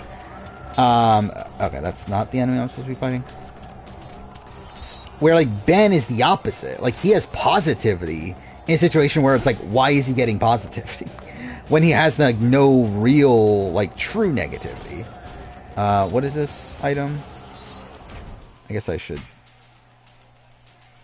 use something, right? Just got past the Sarah, though. Okay. There's better stuff in the season still. Okay, cool. I missed the button. That's great. Who's 100? I don't know. Actually, I haven't even like bothered to actually do like an analysis of who was actually there. But yeah, obviously we got a whole bunch of alumni there for the HOH comp. Yeah, there was that one guy that I didn't know who the fuck that was. I also didn't know who the first person to come in is. I believe I saw that it was Terra. Which, like, it did not look like Terra at all, but I guess it was Terra. Was Levita there? I did not notice Levita. I saw Renee. Well, at first, like, I saw her and I thought it was Olivia, but I realized, oh, wait, no, that's Renee. Then, yeah, I saw Ty from BBK 9. I saw Rohan.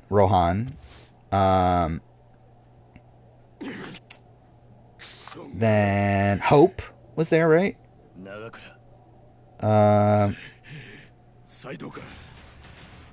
Yeah, I don't remember if there's anyone else. Oh, Summer. Yeah, Summer was there. I forgot about that. I've never actually played Undead Nightmare. I own it. I own it multiple times. I own it both on 360 and PS3. Yeah, I've never played it for myself. Odds of at least a few returnees for BB26, like 20%? Like possible, not guarantee or anything. Not even like particularly likely, but again, it's possible. If it would, again, it would be 4 or less if there is. Favorite Power Ranger episode ever? I've always said Journey's End, which is the finale of Lost Galaxy. But I think also like Countdown to Destruction is very good. Which is the finale of In Space. I also Chasing the Space I also love, which is the finale of Turbo. Fate of Lightspeed I also love, which is the finale of Lightspeed Rescue. What else is it? I used to have a Power Ranger episode ranking. I don't know where it's gone though. I wish I could find it, but like I know I made one like back in the day, like around time of like Mega Force, where like I ranked like every episode, and like I should have it somewhere. I just don't know where it is anymore.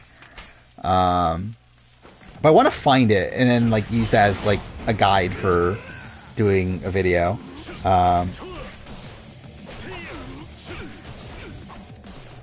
But yeah, a lot of my favorite episodes though are finales. It's like finales and crossover episodes, I think, are like a lot of my favorite episodes. Tevin or Kelly? I think that's kind of interesting. Because I'm actually not sure. Okay, well, fuck. I never upgraded my equipment or anything, did I? Who would I bet on being those returnees? Tiffany, DX.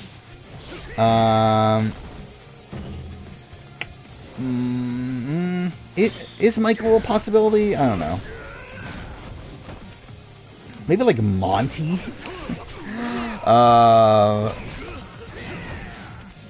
Who else would they go for? Who would they go from 25? Matt, maybe? There's a chance. Maybe a chance of Corey, maybe.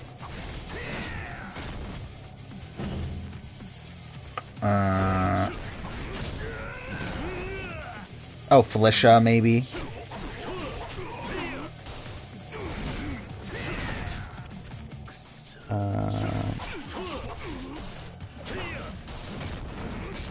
I've been thinking about it. It's just fucking surreal. It's even a thing. Well, Undead Nightmare? Yeah.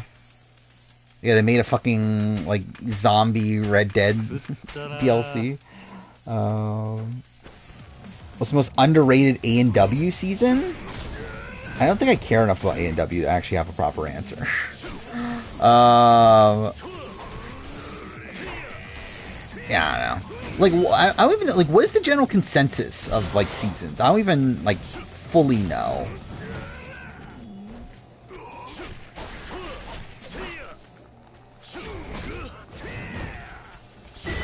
Yeah, essentially beginner. Yeah, because I never, like, bothered upgrading things. I, like, completely forgot about that until just now. So that's also probably a factor why, like, I had difficulty in that fight earlier. The annoying thing is that, like, now I can't really go and upgrade things. Because I'm already in the middle of a whole bunch of fights. Unless I want to go back to the beginning of it. Sana Kiran. Yeah, obviously. I can't wait. Which, yeah, if you don't know, Corey's Twitter got hacked, right? That's what got changed to. I'd rather see Monty on USA 3 than Big Brother. I mean, I don't want to see him on Big Brother at all. I'm just saying it's not impossible that we do see him. Like, I think if they're getting some from 24, I actually think he's probably the most likely. Or at least one of the most likely. I'm trying to think, what are the other options? Like, yeah, like Michael, I'm a bit conflicted on just because I don't... oh, Felicia got hacked and Corey fake hacked his joke. Okay, interesting. Okay, I think I missed out on that part of it. I just thought Corey got hacked.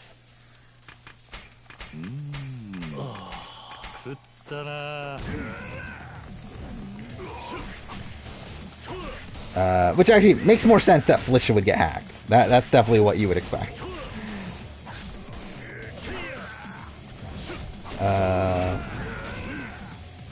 Yeah, I probably do spoil it. I mean, like, I don't remember the video because I made it like 2 years ago, but yeah. I would assume I spoil placements for Champions Contenders too.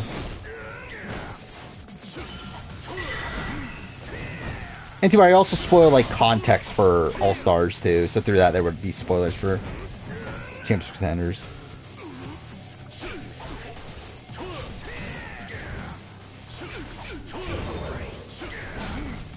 Cool. Can this guy die already? Okay, no! Fucking hit the guy in front of me, please.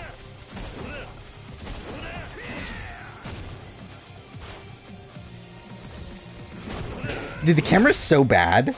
Okay, cool. What is this? From Joseph. I told you should have gone for V, not Avery.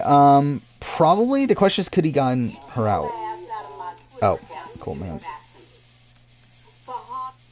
Sahana Karan, get your ass out of my Twitter account and give it back to me. I love Felicia. Again, I still think Felicia's the best character of BB25.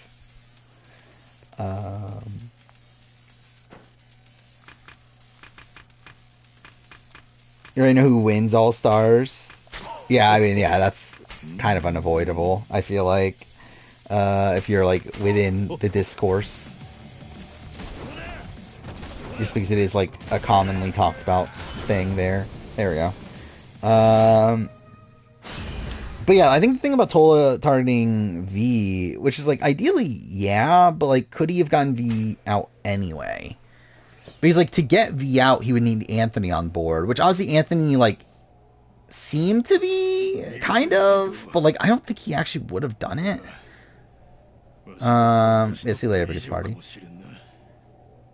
Doesn't card getting backstabbed? I think it's, like, dumb from Cam's end. Like, I don't know what the fuck Cam's thinking. Where, like, Cam is, like, so upset over, like, her not supporting her. Like, I forgot, what was the thing? I listed the, like, in my notes, I put, like, I think that's, like, super hypocritical from her. By the way, thank you for 5, gifted subs, Menace. That's pretty insane. Who I think is winning 36? I think, yeah, Ricky and Cesar. I think are, like, by far the favorites. Where I think, like, just race-wise, it makes a lot of sense. And yeah, I do think they have an unfair advantage of, like, obviously, like, Cesar being, like, from some of the locations they've been to. Also, obviously, no Spanish in a race that's, like, pretty much all in Latin America. Like, yeah, it does feel like, yeah, but too fair. I mean, like Juan and Shane have like that same kind of advantage, right? Like Juan is someone that like is a native Spanish speaker too, but okay, there we go. Thank you for another gifted sub. Um, a lot of teams have at least one Spanish speaker. Do they really? Well, I know, like, okay, so like Vinny knows Spanish, right? But like, I don't believe he's like a native Spanish speaker, right? I'm trying to think of the other teams. Like, does Rod and Letitia have a Spanish speaker? Does like Yvonne and other person have a Spanish speaker? Does like Sunny and Busy? Does Danny and Angie? We need a cute emote. We probably do, straight out. I think that might be yeah, the next emote. It's like getting something Q related.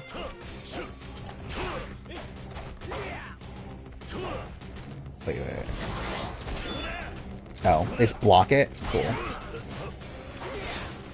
Big mistake. What would the emote be though? Like, obviously the text big mistake can be there, but like, what would the like emote be outside that? Just like a random image of Q, like I guess making like a funny face.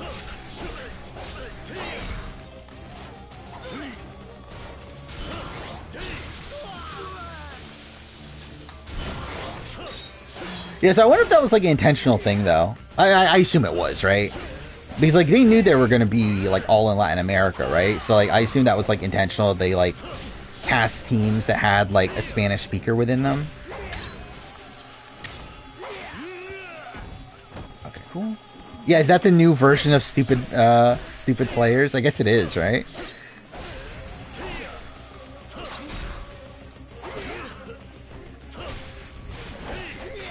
Yeah, I don't typically care, but yeah, I do feel it's made this season kind of feel very monotone, right? It just feels like we're like in the same style location over and over again. Did this guy die already?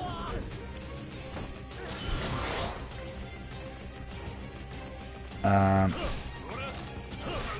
where I think that's like probably one of my bigger criticisms of the season is that it just feels very like, I don't know, like samey.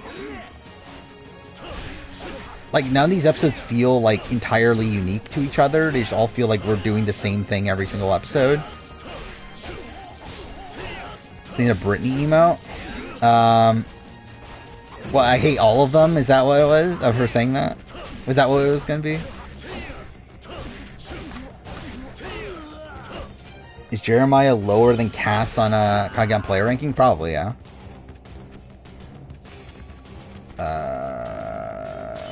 Wait, what is that marker for?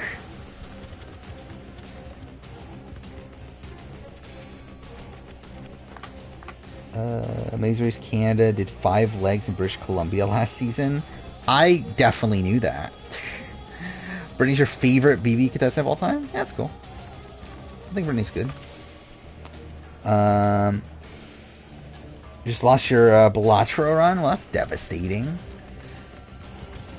I don't even know how Balatro works. Like, I know that's a game that obviously people have been playing and everything. But, yeah, I generally don't even know, like, how it works. Is it a roguelike or something? Like, I know it's like a card thing, right? But, like...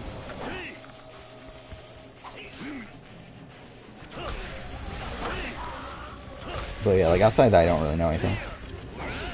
What's the biggest positive of Kageon? Or of casting Kageon? Casting Kageon, the biggest positive is that she makes it as far as she does. That's pretty much it. I think she plays, like, decently, like, ish until the merge. Like, her game's not bad, like, coming into the merge. Okay, so this is the wrong... So it's this one? But, like, I just think, like, once the merge happens, her game just, like, goes completely off the rails. What?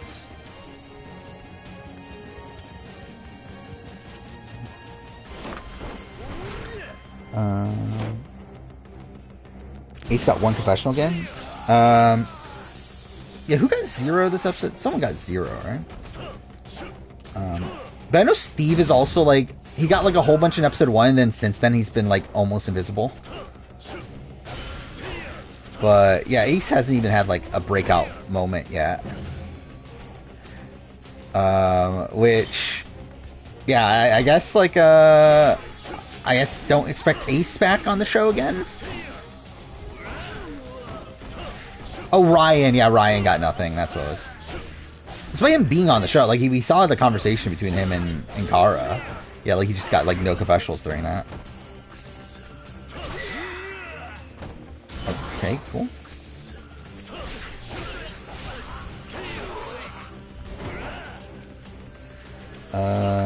What if Cass didn't screw over Wu in Cambodia? Would she make it further, or was it Lasha's vendetta? So like by that point, I think if she doesn't take out Wu, I think she makes it further. Well, I mean, to be fair, it depends on how she plays the merge still, but like, I think it gives like Savage less incentive to go for her. Though, like, also to be fair, it's like someone had like there had to be a minority at that point. Or like at that point, like would Bion just have stuck together? But like, who is there to even target to KO at that point? Especially considering like all the other connections that were going on. Like maybe it'll just be like Wentworth, but no, even Wentworth had connections at that point. So it's like, yeah, I mean, it's like I don't know who they like. I think maybe they just would have played out similarly. Yeah, I think it would have been less like actively her fault. Because I think no matter what, like Bion pretty much had the crack by that point anyway. Either that or like again, like because like you had like Spencer who had like connections to like Steven and Jeremy, so they wanted to keep him safe. Wentworth had connections to like Joe and Keith, and that was like somewhat keeping her safe. I guess would Abby Maria, but like who's threatened by Abby Maria? So yeah, I think Bion would have cracked anyway, and I think it probably would have cracked in a way that disfavored Cass anyway. Though maybe there's a no, I think either way, yeah, it probably would have been Cass.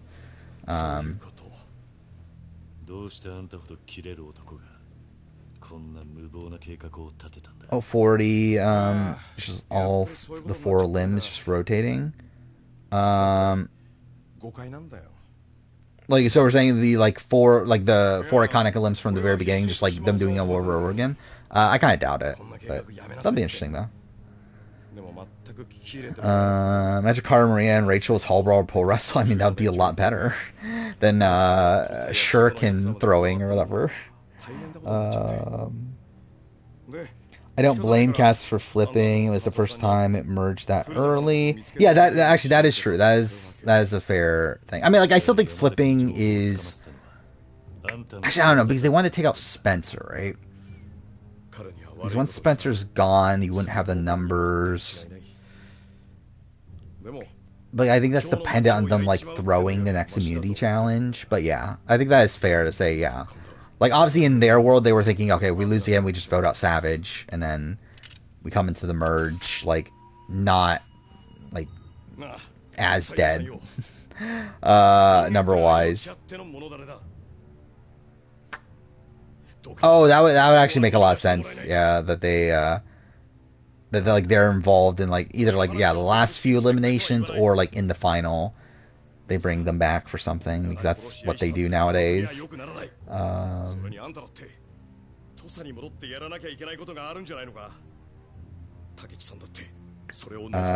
rewatching old seasons. Not gonna lie, I preferred.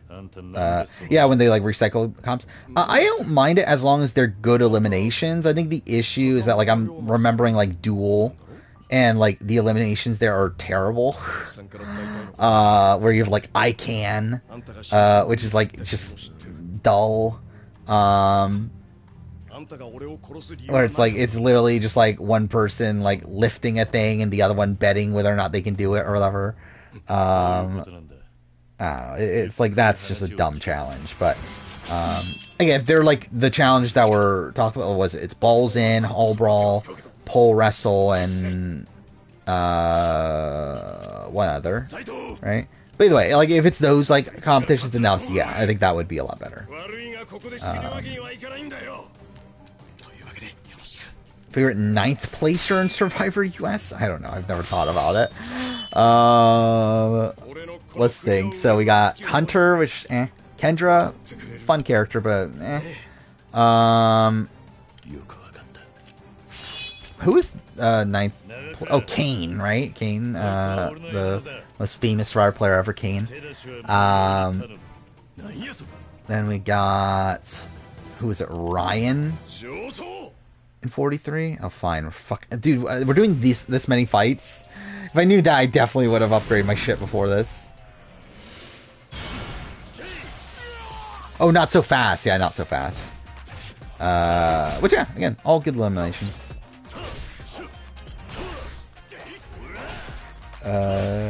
What's Donald Trump's best case scenario if he plays Survivor? Being with his cabinet? I don't know. I don't think he has a good scenario. Or, like, play with his family, which I guess too far, like, not that far away from his cabinet.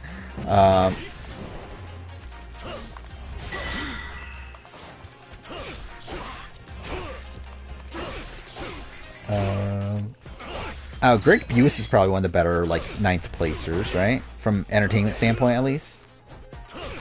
By the way, I did add that to the schedule of, not 9th placers, but, first boot character ranking. I think that'll be fun. I don't know when I'll do it, but I think that would at least be fun to do. Or, like, I'm doing a winner one. But I kind of realized that it's not really like a, like, player ranking where, like, it's like, to continue on with that series, it's not that interesting to go to, like, a runner-up character ranking. It's like, maybe I'll do that at some point, but, like, that's not that fun, though. I think, like, First Boots is definitely a lot more fun of a character ranking. Okay. Fuck, he's not even, like, halfway... Actually, let's try the gun. No, game... I'm just literally gonna do this. 4th boots. I mean, I think, like, maybe I just go, like, forward in time at that point. It would bother me to jump from 1st to 4th.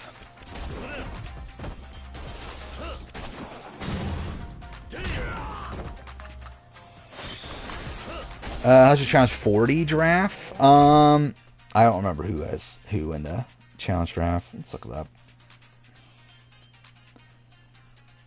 I don't even remember who I had at this point, but I know I'm out.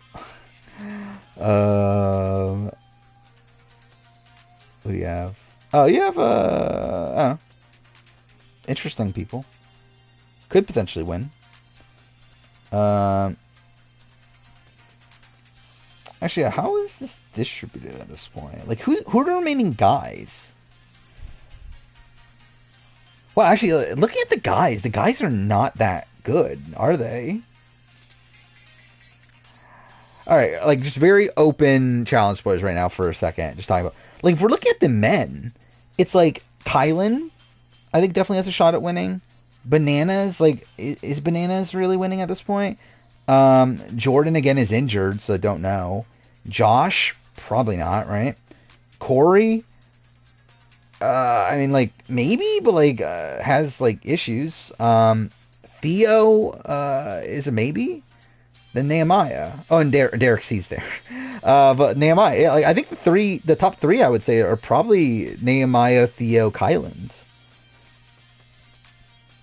And, like, Jordan, if he's not, like, that critically injured anymore. But women-wise, I think it's interesting, right? So you got Cara, Olivia, Michelle's not winning. Jenny is still there. Rachel, Laurel is still there. That's gonna be an insane final. Like Jenny, Laurel, like Tori, Aviva's still there. That's funny. But yeah, like actually, yeah, Kara, Laurel, Tori, Jenny. That's like insane, and like Rachel there too. That's like an insane grouping of women left. Like it's actually kind of disappointing that like a lot of the better men have seemed to have gone at this point, or at least like the men that have like these bigger legacies. Like CT's gone, Horacio, Derek K, Darrell, Brad. Even though it's kind of whatever now, but so it doesn't feels like the men field is a lot weaker, but the women field is pretty insane still.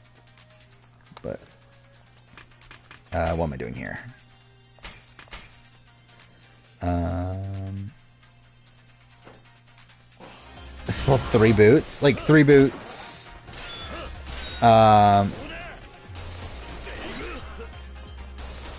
Wait, okay, wait, what the fuck? Yeah, I assume like, what, 3 of the earlier boots? But still, yeah, that's weird. Doing a rank every 17th placer. Yeah, obviously, what a great grouping of players that is. I can't wait to rank Luke Valentine again.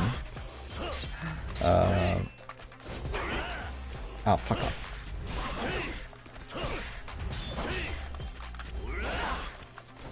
Yeah, I don't think I'm trying to think of this now, like, ranking first boots character-wise for Big Brother isn't as fun, is it? As Survivor. Like, I think Survivor has a lot more, like, interesting first boots to rank, character-wise. I don't know if Big Brother does. Like, usually, first boots on Big Brother are usually, like, these people that don't give a shit about the game. Or, like, who's a good character first boot-wise? Because what, you got, like, Cheryl, who's kind of boring. You got Lori, who is fun. Lori's good. You got Amanda, who's boring. You have Mike Lebinsky, who's fine.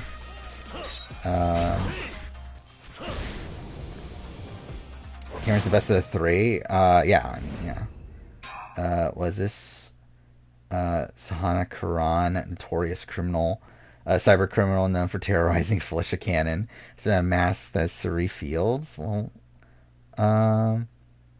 that's what she gets for sitting out on my bed. Well, there we go. Thank God we got that mystery solved. I mean, yeah, Allison, but that's obviously a weird one. Ashlea was boring.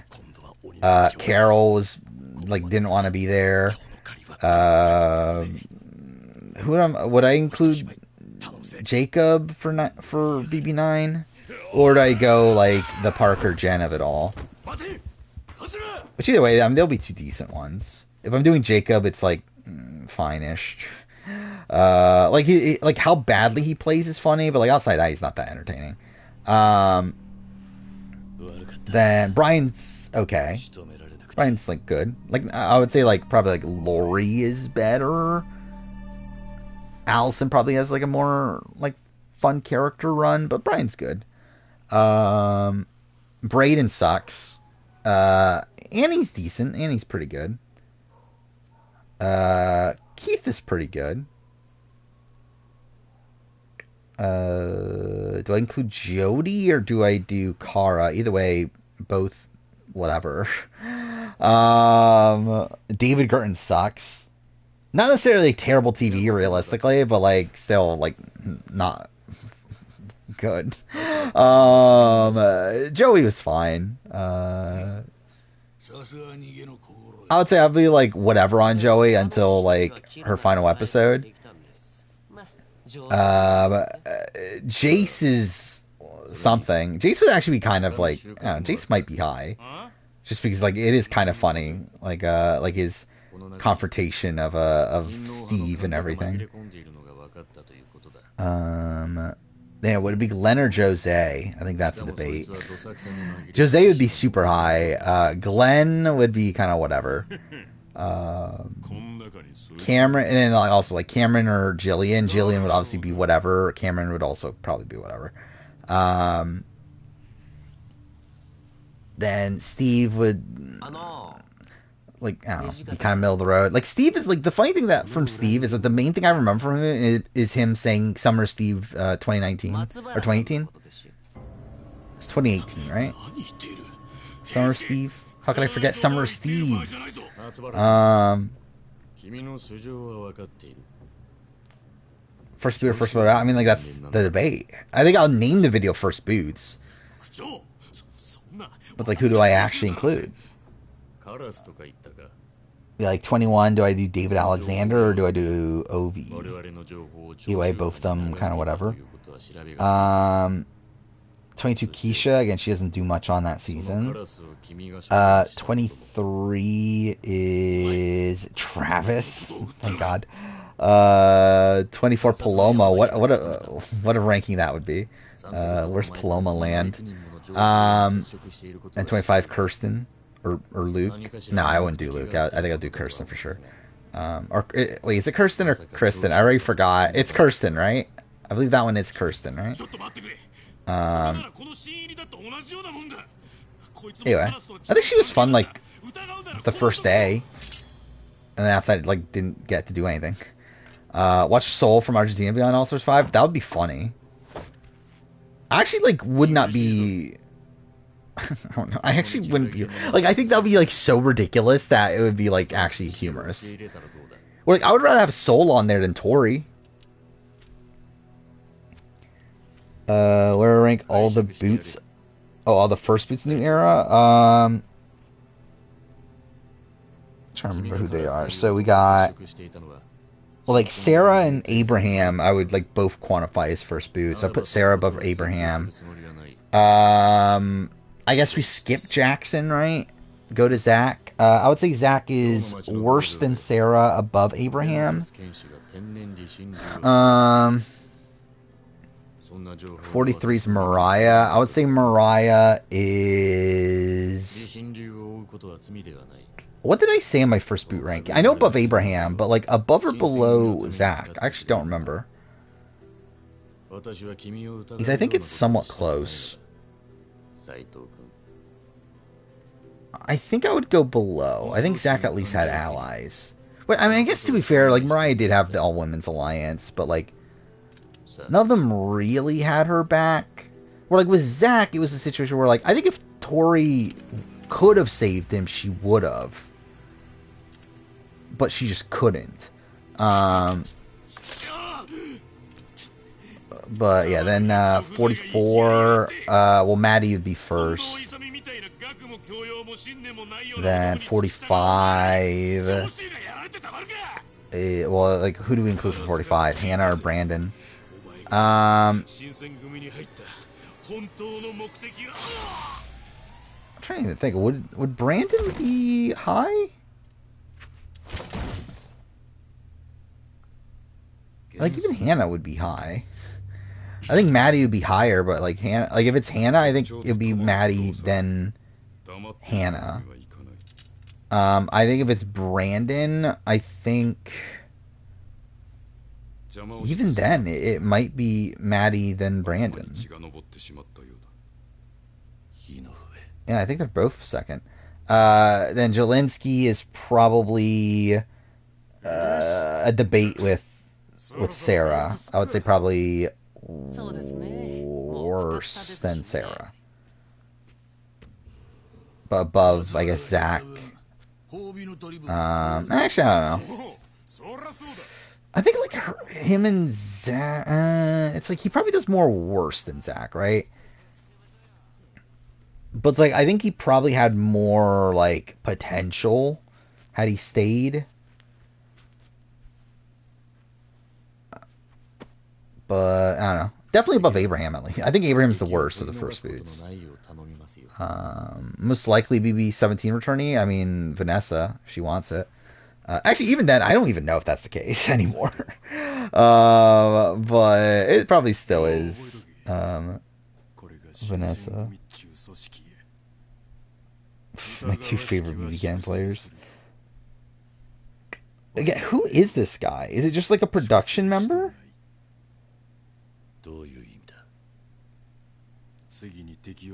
I assume so, right? Like I saw Hamster Watch like speculate that's Bobby, which like I don't think so, right? It's definitely not Bobby. Horacio really hates social media. I can see that. Oh, there we go. Chapter 6. That took way too fucking long. This game in general is taking way too long. This is what, stream number 4? And like, we're not even halfway through. Greg? Could have been Greg. Personally, I consider Hannah first boot because she asked to be voted out for Sharp. But like, they never actually. I guess they did do a verbal vote, right? But I don't know. It's weird. I think Hannah is like a tough one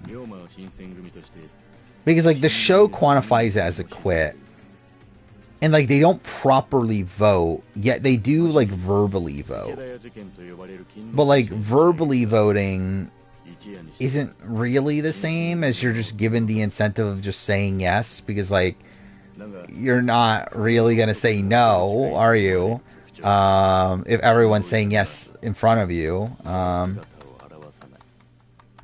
Yeah, like the thing is, I think of Hannah as the first boot, but I don't know how that works in conjunction with like the precedent I had already set. Just get good. I mean, we'll see. I mean, I should at least upgrade equipment. That should at least be a thing I do.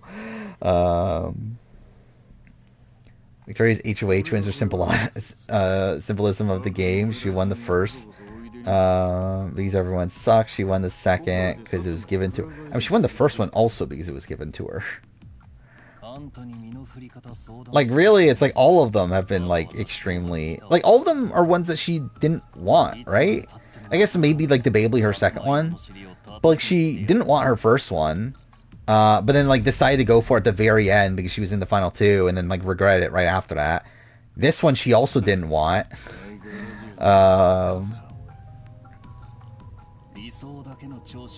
So yeah, it is kind of funny how like Victoria has 3 HOH wins now, and like none of them are actual like real competitions. Number 2 in Samoa ranking, it's probably Brett. Maybe I would do Natalie then Brett? I don't know. That's debate. Yeah, obviously I'm paying so much attention to the history that I'm being taught here. Genuinely, I've not paid attention to the story of this game since like the opening cutscene. Like, obviously I see like that they're just using a lot of the same character models.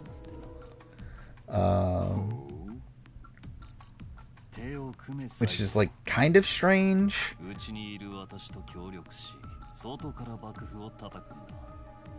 Yeah, that's probably the case.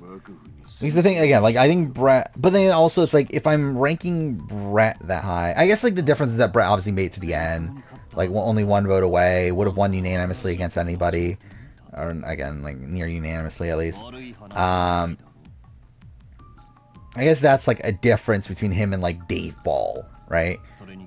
Because I think I would, like, rank Dave Ball and, like, Laura Moret and, like... Kelly Sharbaugh also pretty high, but I guess that's like the thing like separating him, right?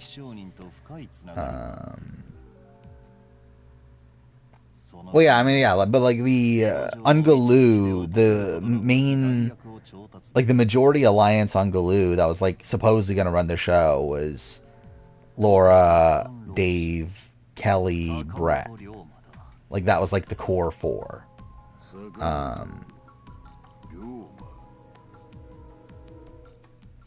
They all got like pretty unlucky in the game, I would say. Like, I mean, like, again, Kelly gets idled out of the game. Again, Laura, too fair, Laura might be lower. I don't know. Laura, I think, is a tough one because like Laura, like, potentially goes home at the Kelly Sharbaugh vote if she doesn't win immunity there. But then, like, also Dave is like, I don't know, like, kind of gets unlucky. Also, kind of plays things poorly, so it's a bit tough. Yeah, by putting the votes on Russell, but also too fair. Like I think it's like I don't fault them for putting the votes on Russell, right? It's like in that spot, like they literally just saw Russell waste his idol right before that. So it's like, I guess at that spot, then like maybe you're thinking that okay, well then if he finds another idol, he's most likely to just play it again. But I think like they're in their minds, they were like, well, he just plays idol, so he doesn't have one anymore. Because again, this was before like they even thought people could find idols without clues. Like I think the fact that like an idol was that easily found was like mind blowing at the time. To where like I think to them they were like, "There's no fucking way Russell has another idol because like how would he find that other idol, the other idol?" So like I get why they vote for Russell, but obviously it turns out to be bad. How do I expect Amazing Race review to be? I don't know. Probably like 35 minutes, maybe. I don't know. We'll see. I don't have that many notes. Oh, by the way, I finished Amazing Race 6 since last stream. Didn't talk about that. Amazing Race 6 is great. I really like it. That will be a longer video than the 36 review. I will say, I do think the season kind of peters out at the end. But it's still a good season.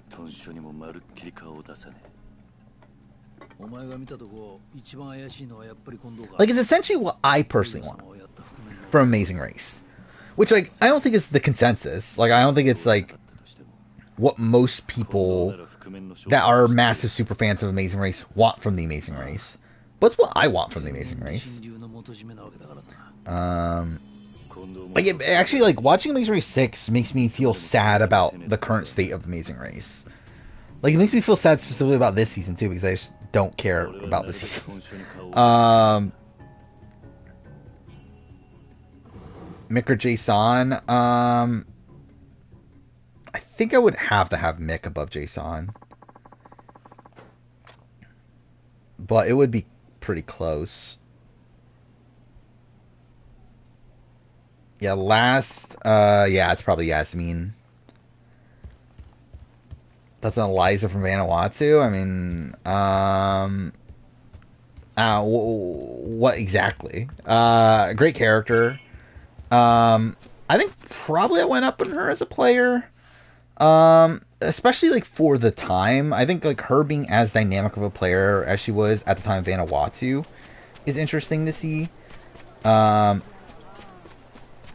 Where like the fact that she was like willing to vote with like Scout and Twyla, despite how much she hated them, I think is like something you don't see as often back then.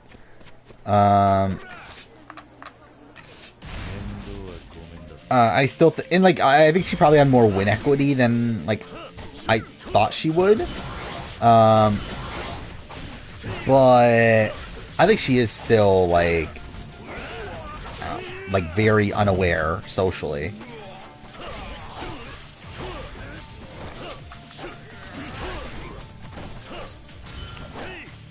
But I think like outside of Chris, I mean like probably best character. I don't know. Actually, Vanuatu does have a decent amount of like pretty good characters, like underrated characters.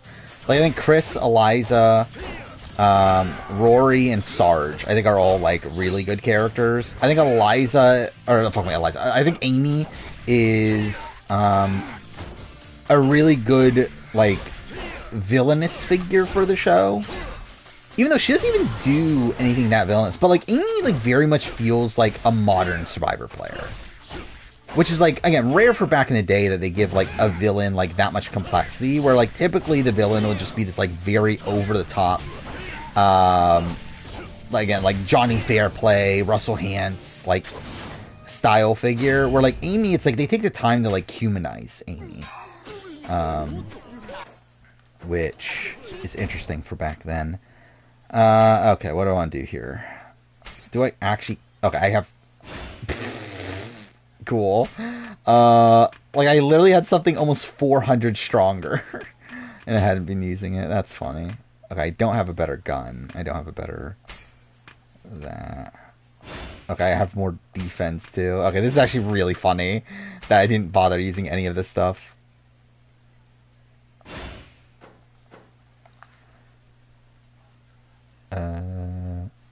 Yeah, this is the character. I looked. I remember when we looked up the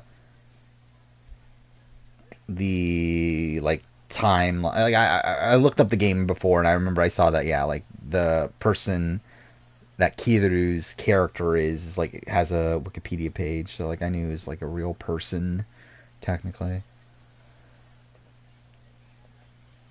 Funny how Seiku is ranked low in the first boot ranking, but isn't the worst player on the season. Yeah, maybe. I mean, like Billy Garcia. Well, like okay, yeah, like fundamentally, yeah, but like, who plays worse though? Billy Garcia or Seiku? I think that's a bit of a debate. Where I would probably like maybe say Seiku because like Billy Garcia, I think is like bad because like he had no chance anyway. Um, where like Sekou had a chance, he just like kind of fucked it up for himself. Where like he made it like too, like him and Nate just got like too cocky and made it too apparent that they were uh like trying to run the show and everything. Whereas like Billy Garcia comes into that tribe having no chance. Um,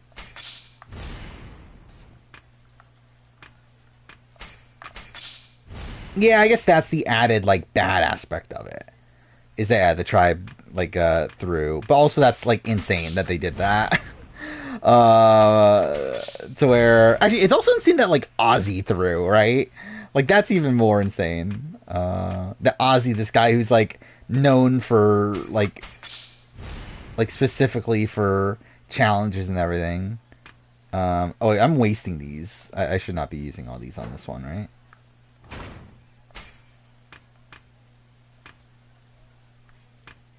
Um,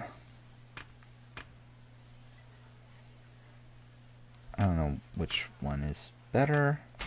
Well, wait, I need to. Oh, you could swap them out? Oh, well, that's interesting.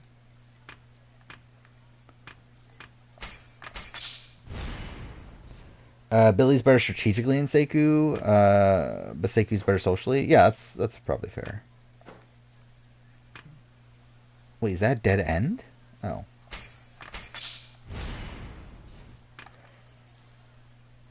this is Majima. That does not look like Majima at all. But okay. Like obviously I know that they don't, but still, it's like you would think it would like be like a sketchy looking guy. Oh, cool. Yeah, so I'm saying like I think Billy Garcia is a worse player in the grand scheme of things. Where I think Billy Garcia has no chance on like any season he's on. But I don't think Billy Garcia played worse on that season.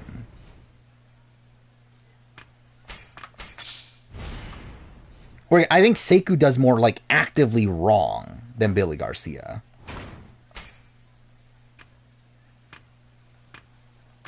But I just think Billy Garcia like had no shot at all anyway. Uh, I just find it funny I didn't upgrade anything.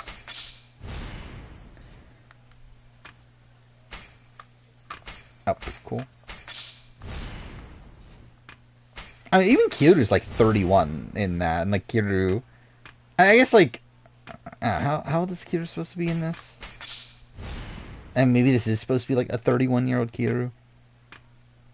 And I guess to be fair, like Kiru is around that age, like for like, actually no, wait, no, he is in his 40s, isn't he? Kiru's in his 40s, right? Who's the most loyal reality TV character? The last 2 years? It's probably someone like random, right? Okay, so yeah, swap these out.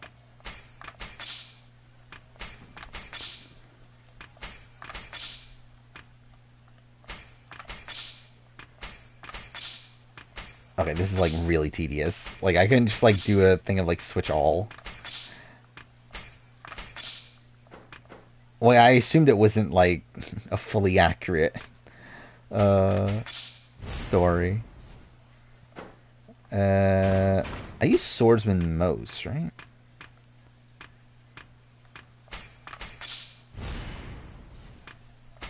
at stream-wise, anyway?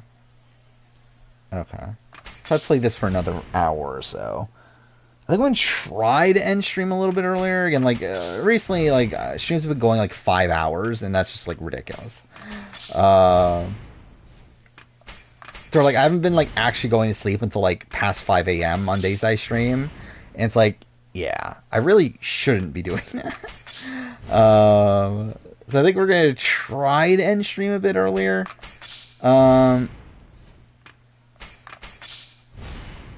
Like, probably around, like, 3:30 instead of, like, 4. But we'll see. That's my last one, right? Okay. Alright, so there's that. Like, what? I don't even get this system. I don't think I'm going to bother. Okay.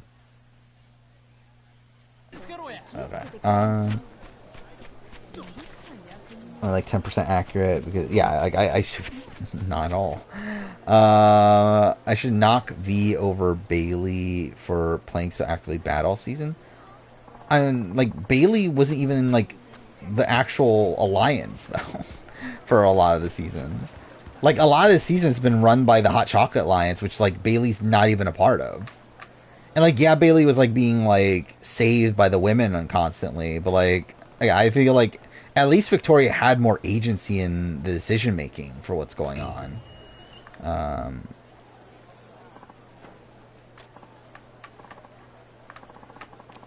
Doing Brant Steele. I'm probably not. I mean, this was years ago, right?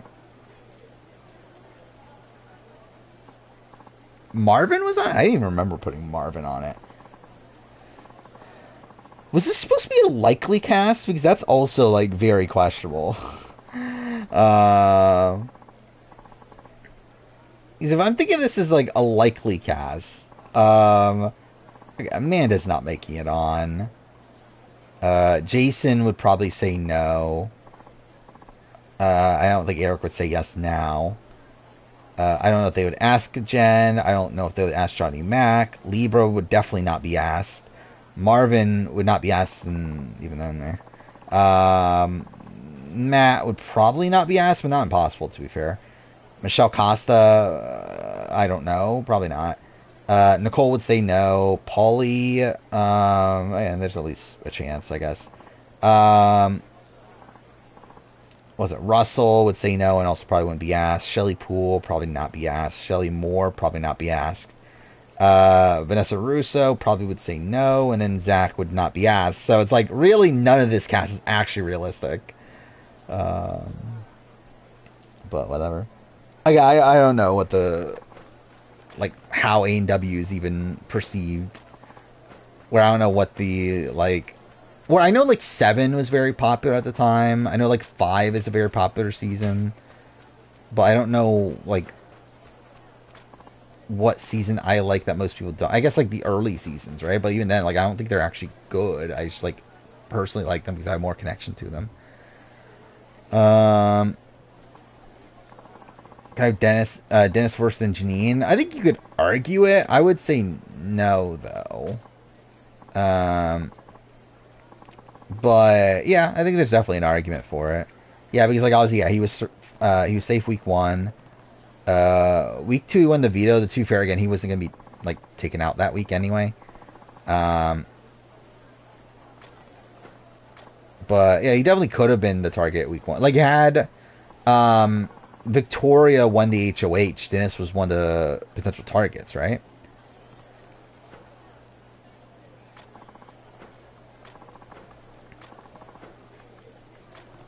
Navy B26 now. Actually, I do find it funny that like there is still like BB25 drama happening. When it's like, who the fuck cares about BB25 at this point? I'm good without BB26 right now, though. I think I'm good. I don't need it. Like it is funny, like how I'm actually gonna be cutting it like pretty close on all these reviews. So like my goal right now is to be like fully caught up with BB Can by the time of next stream. I think that's my goal there. Then I would like to get Amazing Race done quickly. Don't know exactly how quickly. Maybe because I also don't know how long the review is actually going to be, but like relatively quickly. I'd like to get caught up on Amazing Race. But then I got Survivor, which is going to take a while. Um, so like Survivor in particular, I think I'm going to be cutting it kind of close. We'll see. Um, Lost Final Four Fire Making against Peridium. To be fair, that's if I made Final Four Fire Making, I probably would lose, so that's fair. More than likely, I wouldn't make Final Four Fire Making, but again, if I did, then yeah, I'll probably go out there. If I went on Survivor, I think I'd be stubborn and just like intentionally not learn how to make fire. I'd be like, fuck off. Um, Amanda beats Pauly, thank God. 9-0 vote.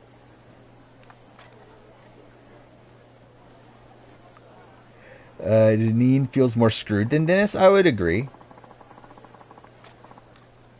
But I think, like, by the end, I would say Dennis probably had, like, more, like, awareness of what was going on in the game than Janine. Where I think, for me, that's, like, kind of one of the bigger criticisms of Janine is that I feel like Janine, like, had opportunities and then squandered those. Where, like, I feel like Dennis made the most of his opportunities, but it just still wasn't enough. Where, like, I think Dennis plays more optimally than Janine does. Where, like, I think Dennis, like, campaigns as well as he could have. Like, I think his campaign to stay was actually pretty, like, decent. I think, it very much reminds me of, like, Heisem. Where I think he's, like, making the right decisions on, like, who to campaign to, what, like, his campaign is, who he's going against. Um, but I just don't think it was going to work no matter what anyway. I'm not going to do karaoke.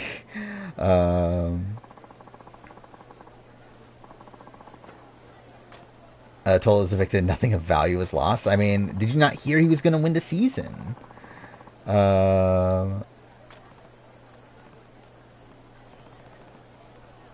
Janine would have won Survivor against Tola, but she was never going on the block against Tola. Like, that was the point. That's the reason why Anthony won HOH, is so that he could get a woman out of the game. Like, he was always going to put a woman against Janine, so that Janine would go. Most screwed reality TV cadets of all time?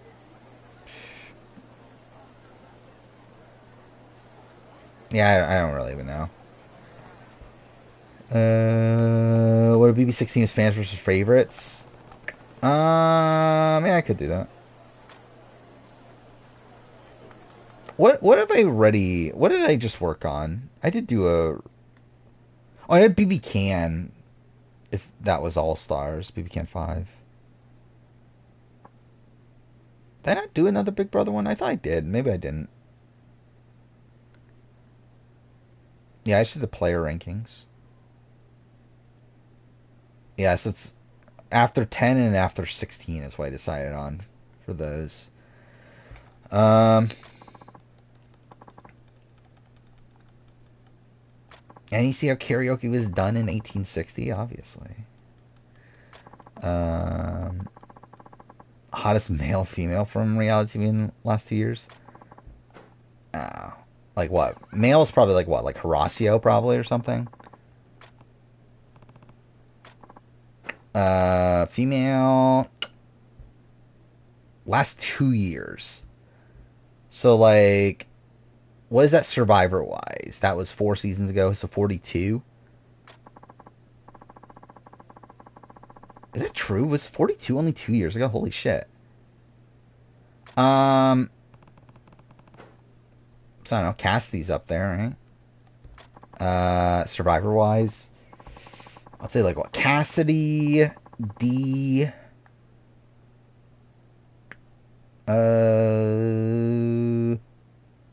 Kenzie maybe.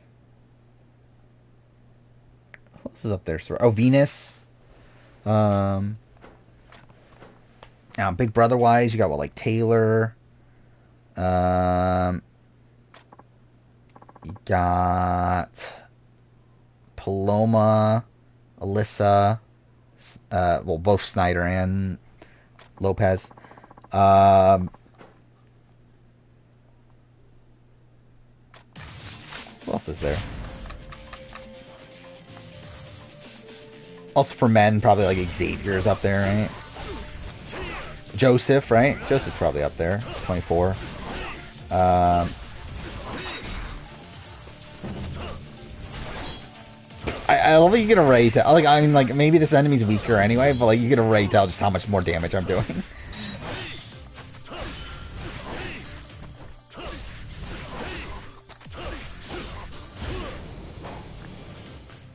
Whoever consider doing a top 10 Survivor players that didn't make finale, I believe it's already on my list.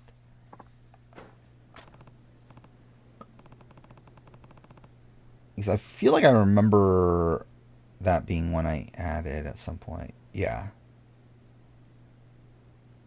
I think I literally just made up that video myself not that long ago. Um,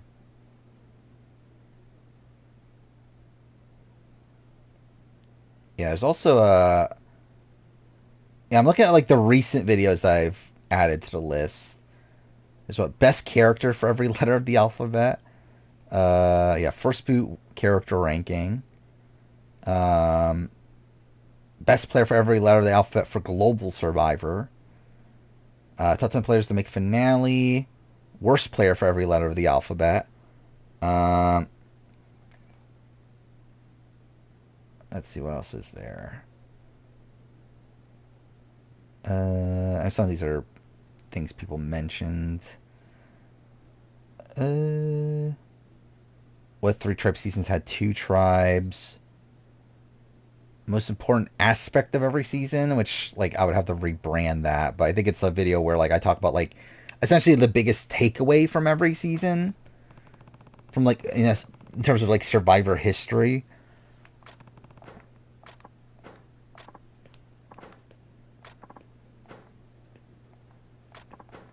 This was a side quest, wasn't it? I think this is a side quest, right? I like completely forgot about all that. This is a sub story. I guess we'll see. Don't care. Like, can I please skip this? No? Cool.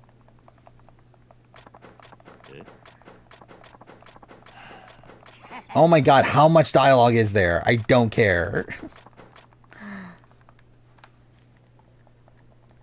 Let's see, Cass said, yeah, she said the Trish, yes, that was a sub story. But yeah, she said the Trish, jury speech was like a retape or whatever. Or redo or whatever. Because they, didn't have the mics on Trish, which, like, how? Because, like, I don't think they actually, like, how did they mic people up for Final Tribal? I never really, like, properly thought about that. You help the foreigner? I don't think I do. I think it would have been better off if I just let him be. Drew from 45 kind of falls into Omer's or to Cody's. I mean, like, I don't... Actually, I don't know. Is Drew better or worse than Cody and Omer? Actually, who's even better between Cody and Omer? I'm sure I've already said who, like, who I think is better in the top 10 players new era, right? I think Omer's better, right, than Cody.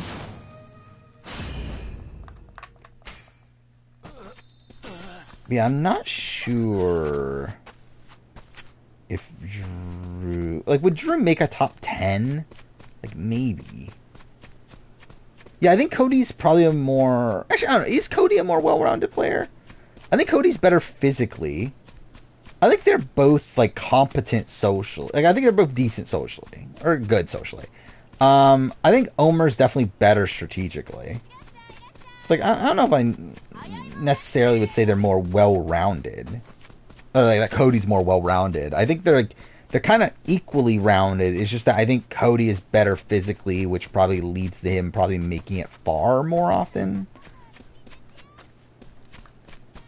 Where am I going? Oh, okay. So it is this way. Yeah, that's what I assumed. I assumed Omer was hiring Cody. He being West Coast because they wait 3 hours. Yeah, it kind of sucks. You could try to like find like live streams online. I'm sure there's some out there, right? Um, uh, Perfect. Yeah, I wonder if like RGP has. Because like I think RGP has like watch parties, don't they? Which like, I don't know if they like actually show the show. They probably can't, right? That's probably like I get like, but I don't know. They do BB can, right? So like I don't know how any of that works. I haven't bothered actually watching anything live through RGP, but it is funny just like how much easier this is now. Actually, I should buy shit, right? Um, Wait. Oh, fuck.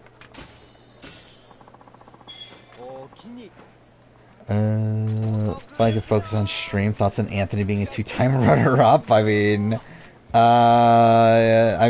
he's the Paul of BB Can, then, I guess.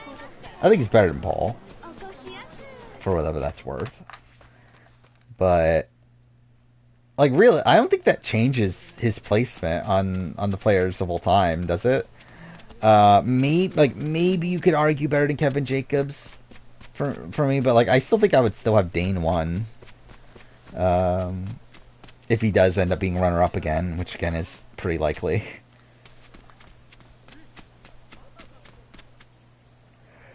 Yeah, I think Amaze Grace. I would put like all my chips on Ricky and Cesar. It's Cesar, right? Caesar, something like that, right? We need to get that sorted before I make my review. But it's like, really, who's the other option?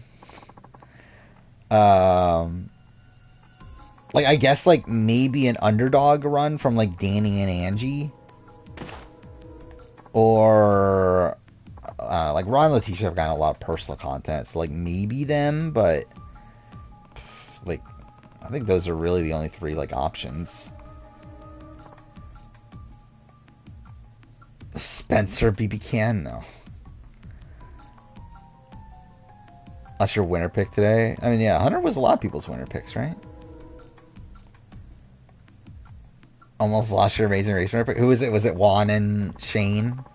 Whatever their names is. I keep on thinking it's Juan and Steve, but it's Juan and Shane, right?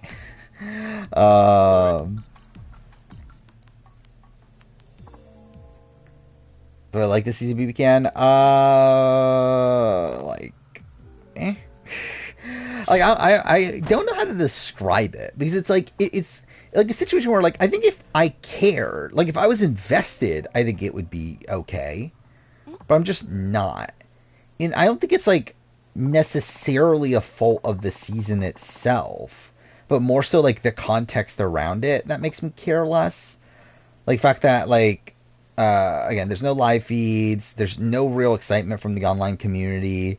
The digital dailies were fucked to where like we got like an entire week without them last week, and like they've just been coming out like not in a very consistent way, and it's um like I just think it's like all those factors amount to me just like not caring.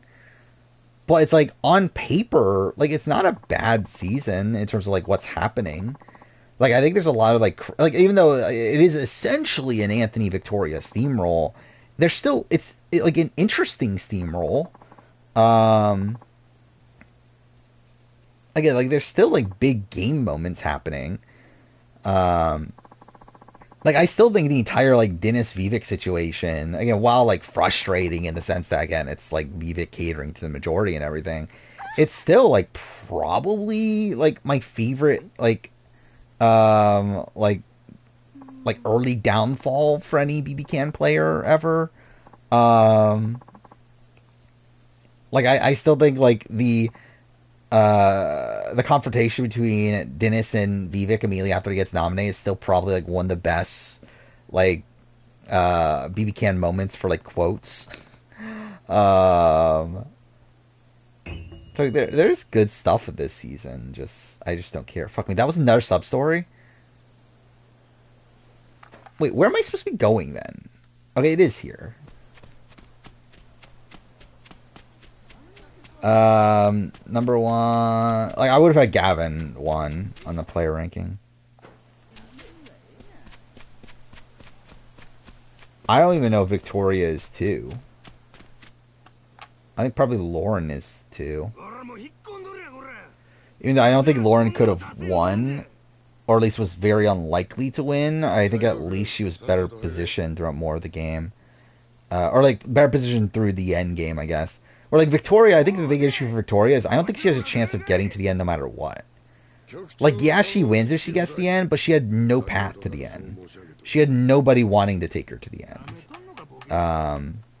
So she gets very unlucky in the situation that she actually gets taken out, and her getting like idled out and everything. But like, no one was ever taking her to the end anyway. Power ranking for BB 12. Again, it's Victoria 1, Bailey 2, Anthony 3, and then probably Lexus 4, Todd 5. I think Todd has no shot at winning this game. I think Lexus, like, probably beats Todd. I think there's, like, it's close between her and Anthony. I think Anthony can't win against Bailey or V, and then I think V beats everybody, probably. Episode's either telling us why Kenzie wins or why Kenzie loses.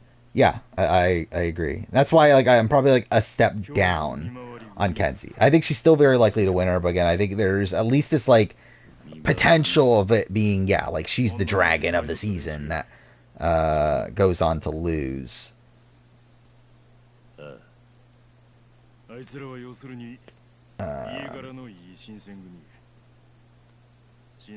But again, I don't necessarily agree with either argument because I think they're like that is the debate of this. It's like I think more than likely she's winning, but like I think again both of those situations are possible.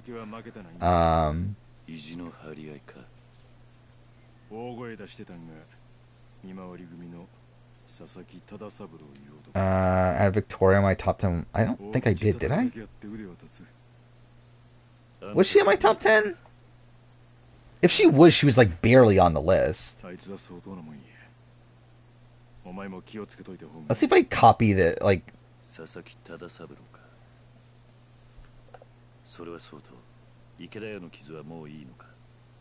Alright, let's see.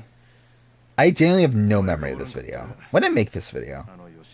August 2020. Oh my god, the fucking logo for Borneo is like such a bad logo too. When did they get proper logos? Wow, Hayden was number 10. Wow, this really was a shit list. Okay, Lauren Beck should be higher. Oh, Lauren Beck should definitely be higher.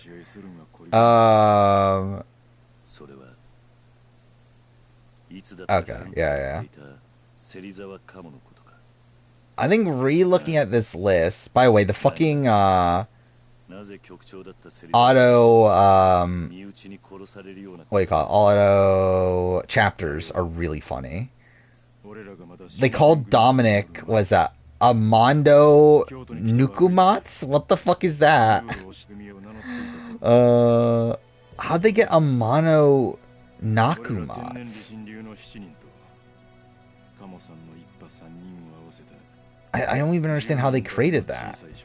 Yeah, Victoria was 9. I'm looking it up now. Does Lauren wish she's win Gavin Julie? No, Gavin wins. Lexus and Taylor would be a funny parallel.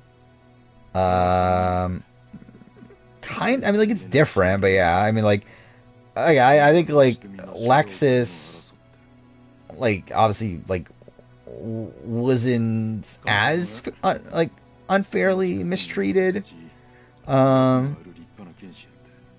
But I guess there's like something there. I'd probably have Devin above Ian, I think, nowadays. Even Mike White. potentially above Ian. Like, I think Lauren would be higher than Carolyn, higher than Rodney. I think I would debate her and Rafe. I think they're kind of on the same level. But yeah, Victoria 9 is funny. I like Victoria, obviously. I don't know if I would have like I should have had her 9. Actually, let's look at the honorable mentions. Rick, Ron, Wardog. Were honorable mentions. Davey, Chrissy, Ryan. Should Chrissy have made the list? Maybe, right? I think Chrissy maybe should have made the list. Don't know for sure though. Sydney should have made the list. How'd Sydney not make the list? What the fuck? Yeah, I think Sydney should have made the list for sure. Oh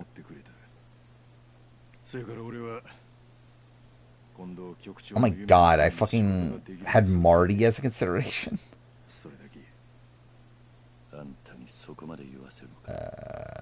Kenny, Natalie Bolton. Yeah, I think that's what I would change. I think I would like debate Chrissy being on there, and I probably would add Sydney. Had Natalie Napalm not make the list? What a question. Well, that's probably gonna watch another AUC at some point in the next month. Okay, somewhat soon, right? That's cool. Yeah, I assume he's not gonna watch any more Genius, right? Where I end up starting, like I watched like half of his rewatch of Genius episode 1, and yeah, you could like tell how much he was like worried about viewership. So I doubt he'll watch more Genius on stream. Yeah, Sidney Gillen. I love Marty, but he's not a good player. I would agree. I mean, like, I don't think he's a terrible player either, though. But like, he's definitely not top 10 non-winning one-time players. Well, Ryan, I would debate it. I think I would lean Chrissy as an overall better player than Ryan, even though again I think Ryan probably I think Ryan had like more of a chance at winning a jury vote than Chrissy. But I think coming into any given season, I probably would have more faith in Chrissy than Ryan. Where I think Chrissy's probably a bit more like well-rounded. Where I feel like Ryan's strengths are like socially and like being competent enough strategically, but like I think just like physically, he's someone that like is probably just booted early a decent amount of times. Jill's more level-headed than him. Yeah, I would agree. Who wins if Aubrey and Sydney were swapped? What do you mean? You mean just like Sydney in the final 2 instead of Aubrey? Still Michelle.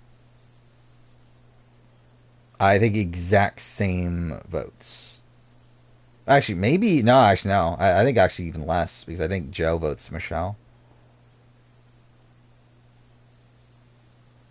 I'm trying to think. Does Sydney get a vote away? Oh, Sydney might get Debbie. But I think outside that, I think it's pretty much the same. That won't happen. But if I play Survivor, how would I promote that information to viewers? I probably just wouldn't. I think it'd be funny if I ever played Survivor and I just told nobody that it's me. Which, I mean, too fair, I think it'd be like near impossible for that to actually occur, right? You would think like someone would figure it out, but like still, that would be funny. And Joe and Michelle were super close. So like, I think Joe votes for Michelle against anybody but Aubrey.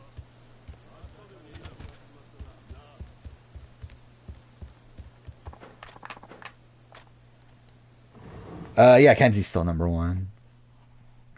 Yeah, I think Jesse for sure makes it. Austin probably makes it. Actually, no, Austin makes it, and Carson. Considering who was top 10, I think Carson makes it. I think if you like, if I didn't just look at the list, I would say Carson is like leaning no. But I think like now seeing what the list is, I think it's probably yes. I would actually say it's Jesse number two. And like really, actually, is Austin? Actually, where is Austin? Actually, I don't know. Is Austin better than Jesse? I think Jesse plays a better game. I think Austin might be the more well-rounded player, though.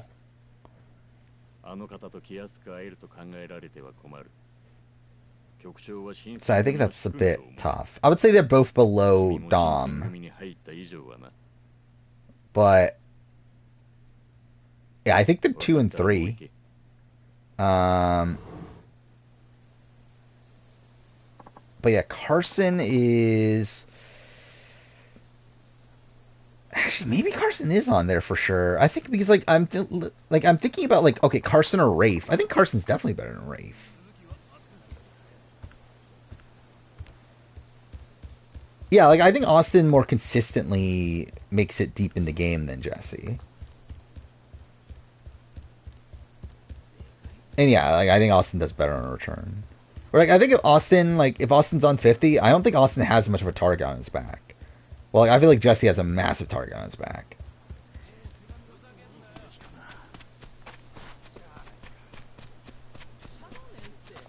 There we go. All right, what time are we at? Marty's an honorable mention, even though he's the lowest placement in consideration.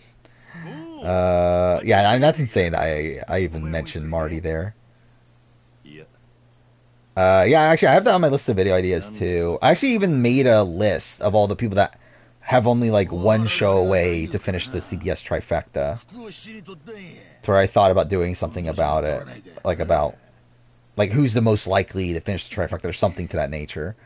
I just didn't make it. Crying at the fact that Victoria won her first HOH because everyone else took each other out first. Won her second because Bailey gave it to her, and won her third because she guessed 1, 2, 3, 4. I didn't even notice that. That's what she answered. That's kind of funny.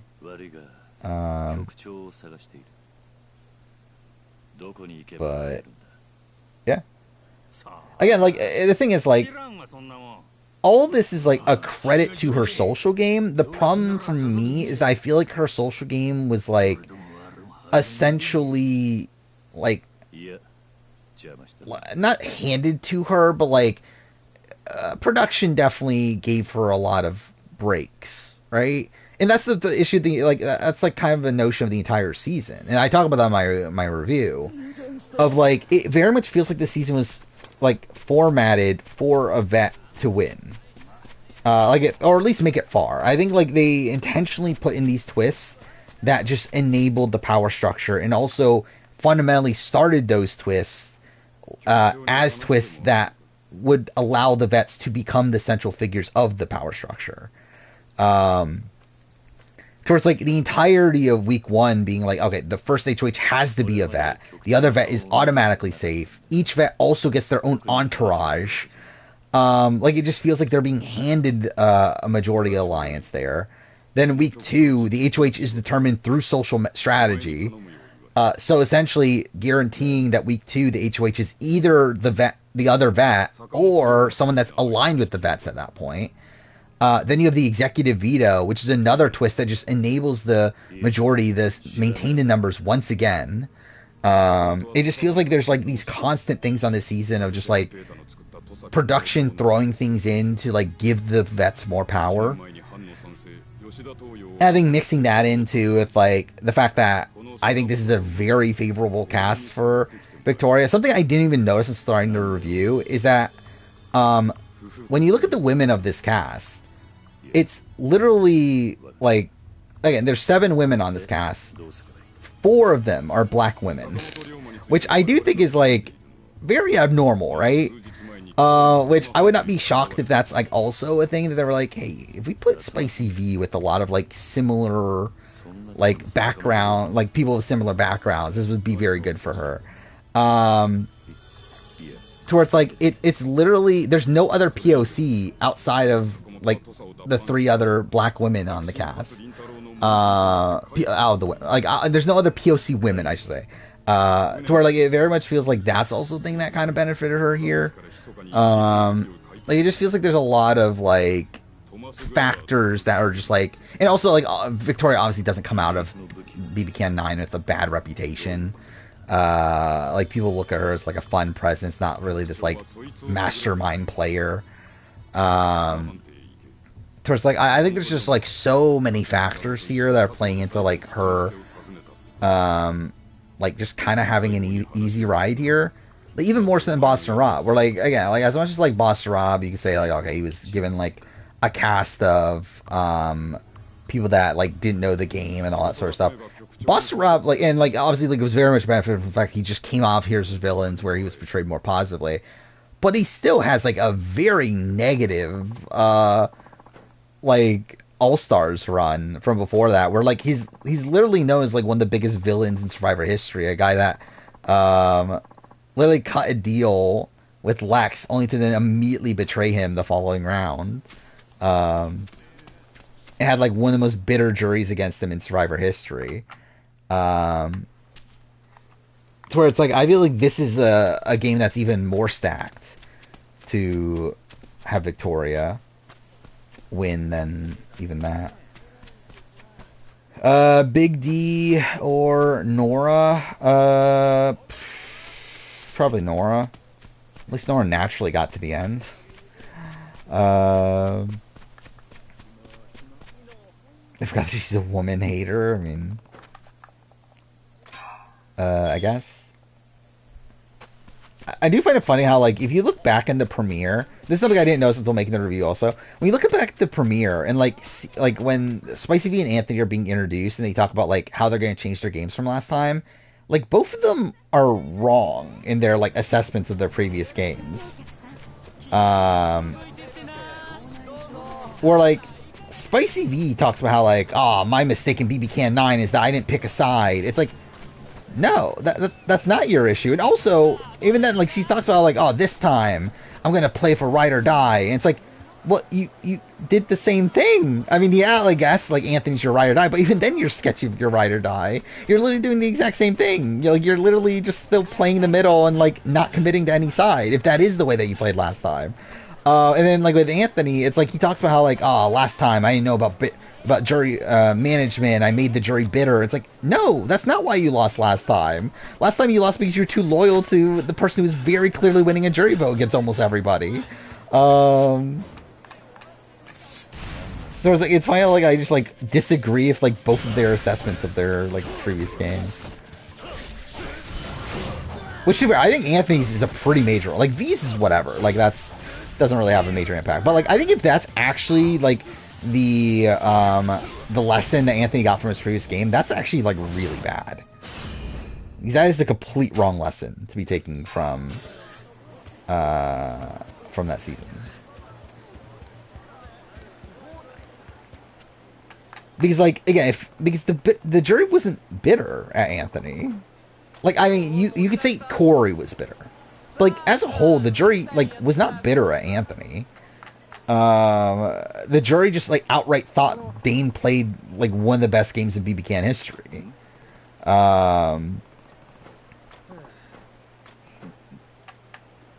Best challenge reunion? I don't remember challenge reunions well enough, but Final Reckoning was very good, right? World Roads 2 was good. Some of the old school ones are pretty good, but I don't remember which one's which at this point. Yeah, Anthony wins to pretty much anybody in the end game but Dane and Anthony. Yeah, I feel like Final Reckoning is probably the one that, like, sticks out the most. Well, I say Austin is similar to Amanda Kimmel. Probably, yeah. Just that obviously Austin only has one run. But to be fair, I think Austin's one run is better than any of Amanda's other runs, probably. Yeah, I think that's probably the case.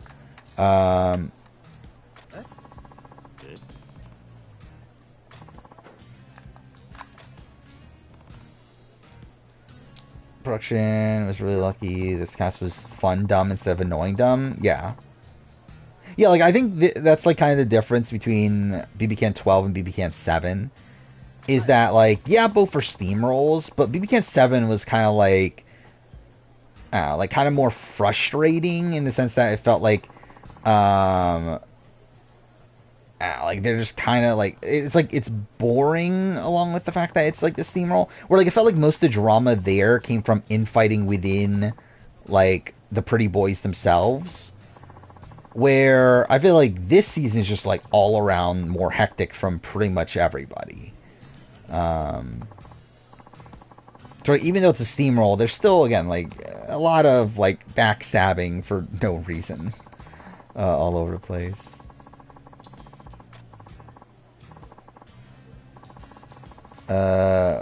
Where's the other end of the island rank? It'll probably be somewhat high. I mean, like I haven't looked at my list of shows in a while because like no shows have ended recently, right? Let's see what do I have here. So like so far, I have Titans vs Rebels, Traders US 2, Traders UK 2, which actually that might switch. I don't know. I don't know what I'm feeling about Traders anymore. Battle for New Champion and the Trust. Like Deal or No Deal, like is definitely better than Challenge. I would say it's on par with Traders, with the two Trader seasons. I think it's probably been more consistent than USA 2.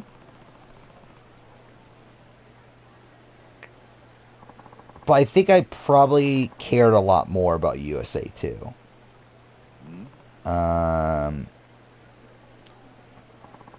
But yeah, I think Survivor 46 is going to be below Australian Survivor. BB Can 12 will be below 46. I think it's probably on par with USA 2, Traders USA 2. Maze Race 36 will probably be below Challenge. Above Trust. All Stars 4 will probably be above Battle for New Champion. And maybe even the Trader seasons. Actually, the Circle's... Okay, yeah, Circle. I need to add Circle to the shows they're currently running. I still need to watch Physical 100. I don't know when I'm going to do that. I still want to get caught up on Laced Up Lauren's Survivor stuff. I need to finish 44 and then watch 45. After that, do I watch Physical 100? I think so, right? I think I should be free to do that. Oh yeah, Trish Quebec also I should add to the list of shows currently running. Oh, also, the GOAT starts soon, right? The GOAT starts in like 2 weeks, I think, right? Which, that'll be something. I'll watch it. I doubt, like, I don't know. We'll see how good it is. But, I'll watch it. I have not played the Survivor VR game. I don't have VR, so, and I'm not spending that much money just to play the Survivor game. Do I have more faith in Amanda or Russell to win Survivor? Probably Amanda. Like, I think if Samoa's jury was a modern jury, I think Russell wins. Where, like, I don't think that's the case with Amanda. Where, like, I don't think Amanda beats Todd in China either way, and I don't think Amanda beats Parvati in Micronesia either way. While I do think Russell wins against Natalie and Mick if it was a modern jury, but I would still have more faith in Amanda to consistently get there. I haven't watched any Survivor or Traders Quebec at all since last stream. Literally, like since last stream, I spent my entire Monday watching Amazing Race 6. Where literally, like, my Monday was, I watched BB Can in the morning. I watched... Actually, after that, I think it was just Amazing Race 6 the rest of the day. Finished the season. Was writing my BB Can video along the way. Recorded weeks 1, 2, and 3 that night. And then, yeah, that's my Monday. Tuesday, I watched Survivor Maryland in the morning. Then I watched Deal or No Deal Island later. Then what was it? Still worked on BB Can review. Got week 4 done. Recorded week 4. And then today was just all reality shows. Oh, you're actually gonna play that game? I don't even know how to pronounce that, but I hear it's like not great, but I probably will try it out. I mean, it's on Game Pass, so I'll probably try it out before my my video. I don't know what's going on right now. What am I doing? Oh, okay, cool. I guess I'm supposed to be doing things here.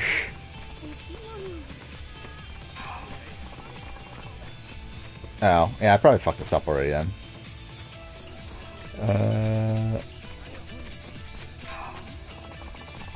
I mean, that's the spiritual successor to Suikoden, right? So it's like a tactical RPG. Total Challenge 40 winner picks, CT and Jenny. Which, we'll see about one of them. Like, is there making a sort of Quebec retrospective player ring? Probably not. It's too big. Don't care enough.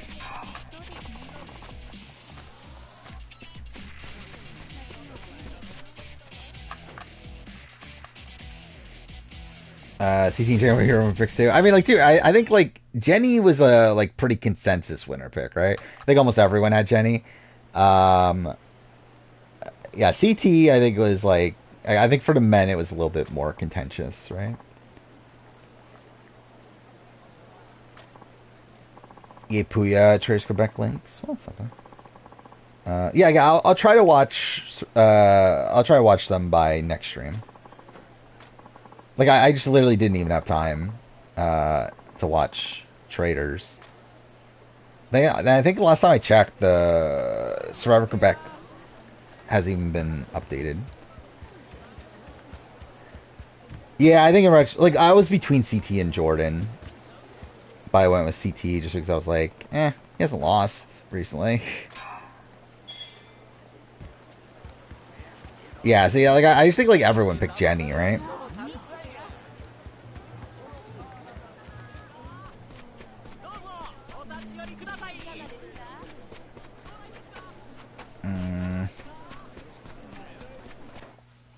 Okay, so what am I doing? Some kind of imposter. Okay, where the fuck is that?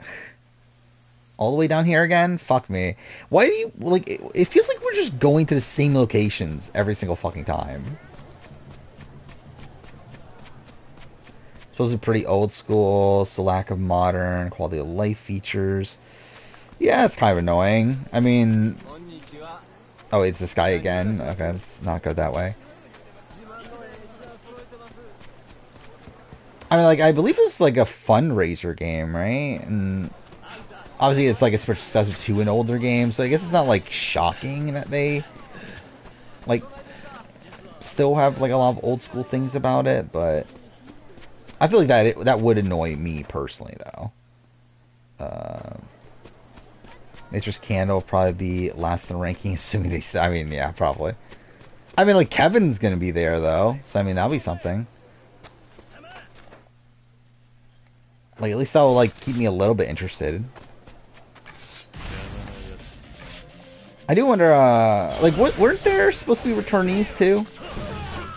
Like, did that not end up happening? Yeah, I knew that the director was director of the old Suikoden games, which I believe he passed away, right? Before the game came out, which is obviously pretty tragic.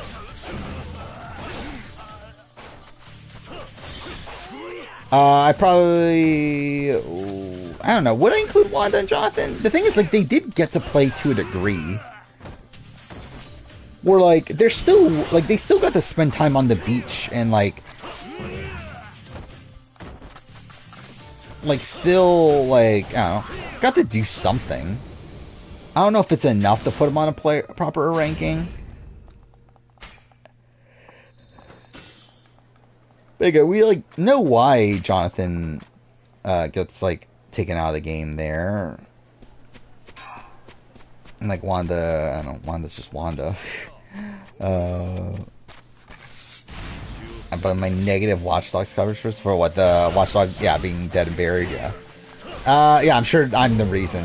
But I did see that Lasers made a Watch Dogs video, which is like double the length of mine. So it's like, okay, well.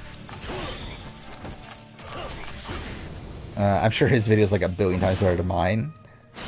But whatever.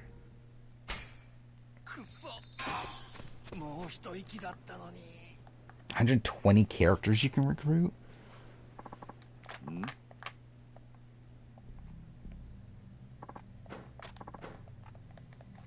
Like, is that...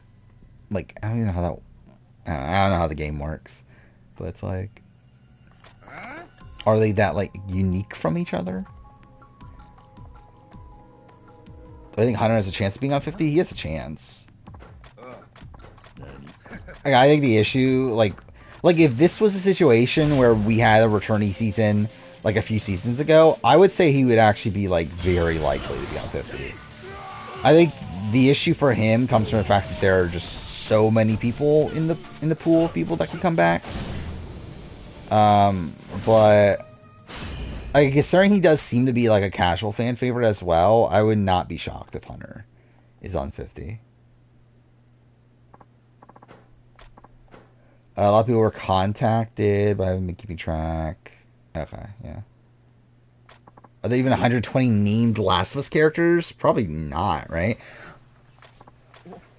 So yeah, Last of Us 1 just in general doesn't have that many characters. Last of Us 2, though, that does have, like, a ridiculous number of characters, but I doubt there's 120, though. Like, I would guess that there's, like, I don't know, like 50? Maybe? I think I am gonna... So, yeah, I still plan on doing, like, a really big Last of Us 2 retrospective next year. To where I probably will just do a cutscene ranking and character ranking after it, just because I did one for Last of Us 1. It's like, why not, I guess? Hope 50's second chance too instead of general all-star season. I don't personally care that much, really. Yeah. Because, like, I think the thing is that, like, I think even if it is a general all-star season, I think it'll be a lot of the same people anyway.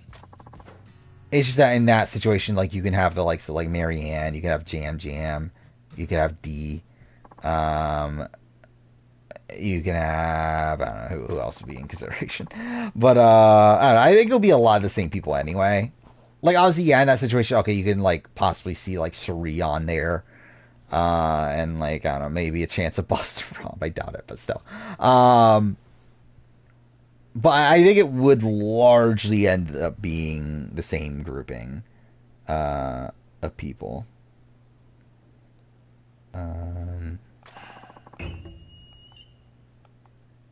Drop it right before season 2. Yeah, when is season 2 coming out? It is next year, right? Well, I'm gonna drop on the 5-year anniversary either way. Like, that was the point. Which would be in June, right? But yeah, do we know when season 2 is coming? Probably not, right? I assume. But yeah, like sometime next year. So it'll be cool if it lines up. I mean, at the end of the day, it probably doesn't matter anyway. Fuck off, more.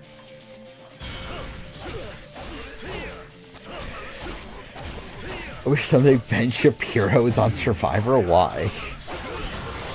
I think it'd be funny because he'll probably be like first boot, but. Oh, that guy's dead.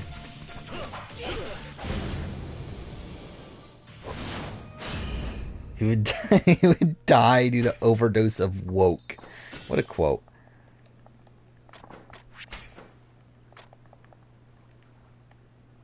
Yeah, oh yeah, I forgot about that. Yeah, One Piece season 2 also is probably gonna be next year, also, right?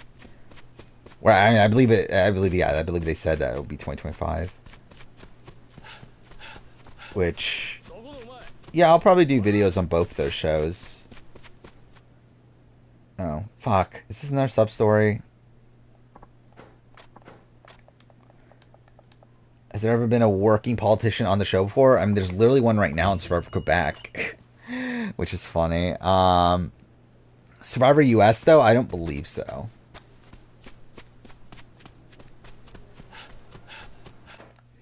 Where am I going? Fuck, it's still down there. I think what we're gonna do, I think we'll go to this objective, and then after whatever is attached to it is done, we'll move on to Last of Us. Scaramucci was in political office at that time, though, right? He just got kicked out, right?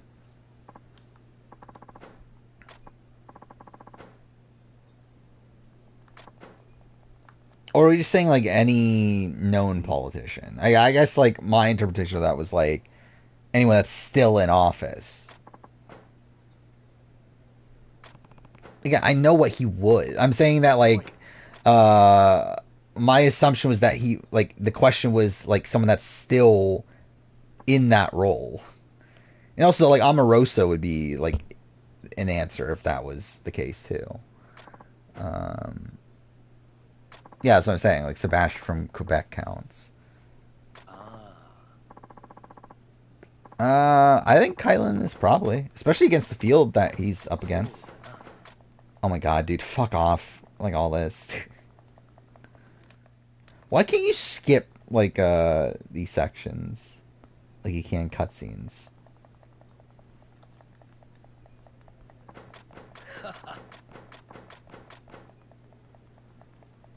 Yeah, Holly Hoffman, yeah. I mean, John Burkow is a politician. He just wasn't in office anymore.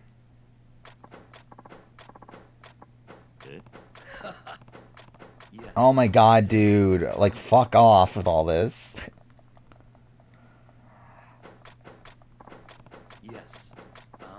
Like, how? How is there this much dialogue? Who actually wants to read all this shit?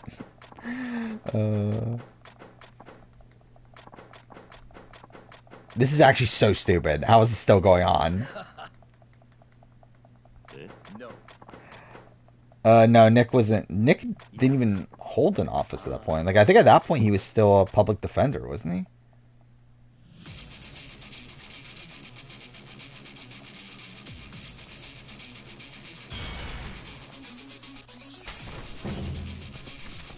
Well, like, I don't think he like got into office until like 2 years or so after that, right?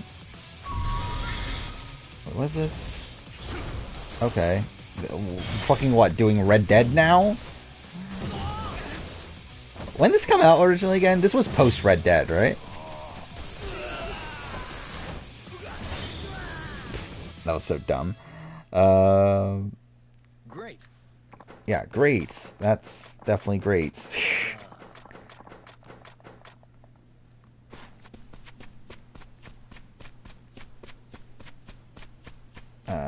Fuck. How do I leave? Can I not leave? Ooh, back partner. Oh my god, I don't care.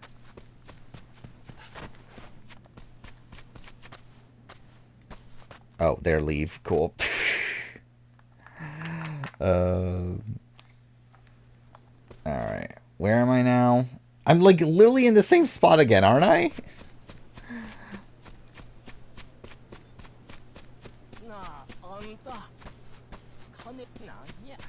That sounds miserable. Can enemies stop following me too?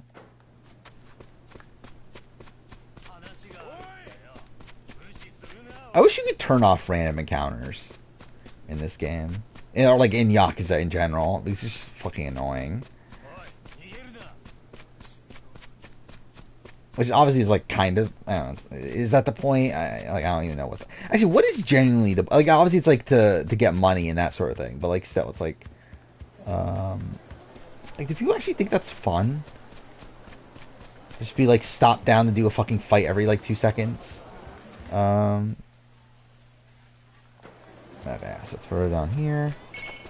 Imagine if Last of Us 3 was like this. I mean, that'd be like traumatic. If they made Last of Us into an open world game with random encounters and everything. No, I didn't want the bar, god damn it. What am I looking for again? I'm looking for, like, is there a place that sells weapons? Like, what place sells weapons? 'Cause I probably should buy new weapons, right? I don't know what any of those things are. General goods. Would it be at a pawnbroker? I guess we'll check. Realize that Kenzie Petty is the girl with the dragon tattoo. Does she have a dragon tattoo? Which, I mean, like, would not be shocking if she did. Like, how many tattoos does she have? Like, she has, like, a ridiculous number of them, right? Oh, fuck off, dude. No. Dude, fuck the amount of sub-stories that are here. Like, fuck off. I don't want to do any of these.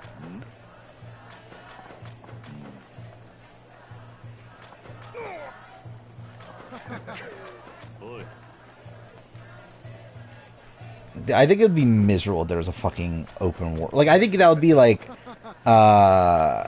truly the end of the gaming industry if they turned Last of Us into an open world RPG.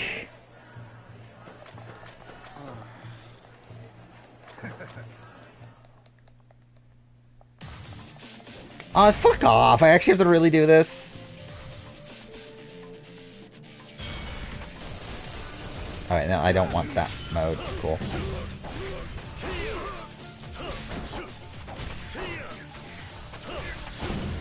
Like, I thought I could get through it.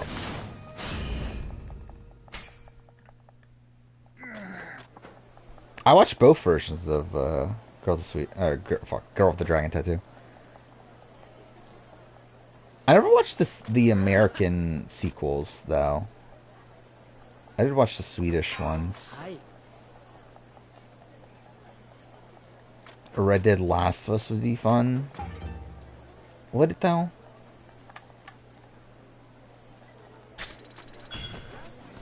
And, like, at that point, why is it even The Last of Us? Just don't even make it The Last of Us. Okay, where's the thing that I'm trying to go to? It's not that one. It's this one? Yeah, so it is this building, right?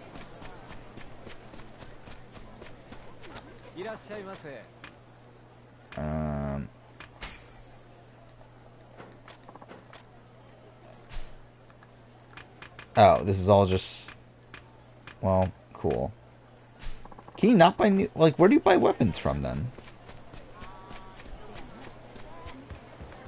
I mean, yeah, even as is, like, Last of Us 3 is probably not coming out until, what, like, 2030? Oh, here, right? Oh, no, that's Training Grounds. Whatever, I guess I don't really need it anyway. For the American one, I don't even remember what I prefer. I mean, the American one's David Fincher, right? So it's like, oh, very good director behind it.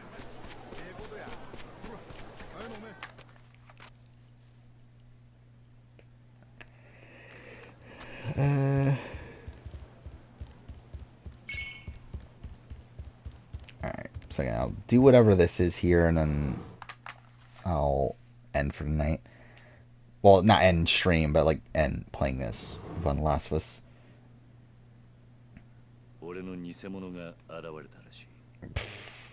Huh? What?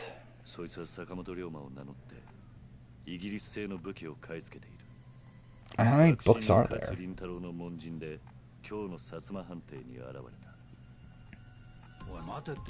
IHOP didn't give you any sauce? What a tragedy.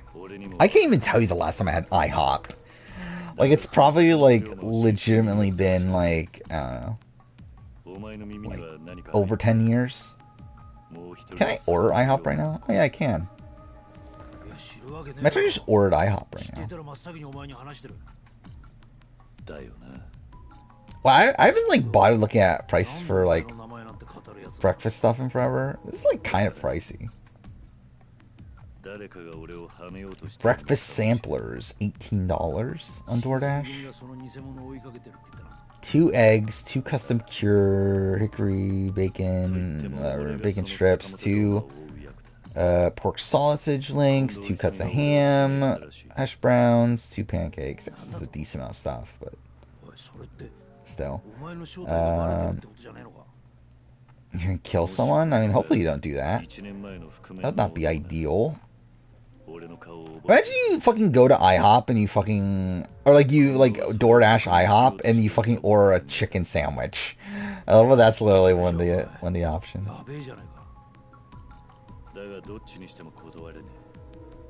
There's maple syrup cola? What does that even mean? There's a maple syrup flavored Pepsi? Um, there's not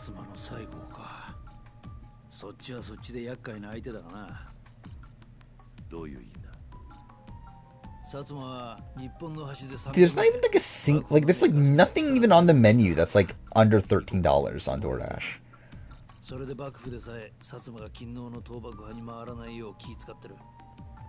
Yeah, like everything's like kind of expensive. You literally just really got a chicken sandwich from IHOP. Like that's actually really funny. Like, why'd you get a chicken sandwich from IHOP? Like there was like no better. I mean, I guess to be fair, like what's open right now, but still. Like of all places, you're ordering it from IHOP. Favorite Fincher movie? I don't even remember like what it used to be. Like I'm like probably Fight Club, but I don't know if there's one I like more. The thing, like Fight Club's like very good. I think there's still like issues out with Fight Club though, but let's see. So yeah, 7.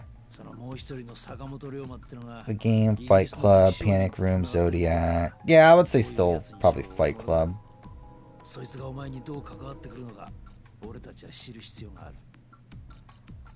Yeah, I would say like Fight Club 7,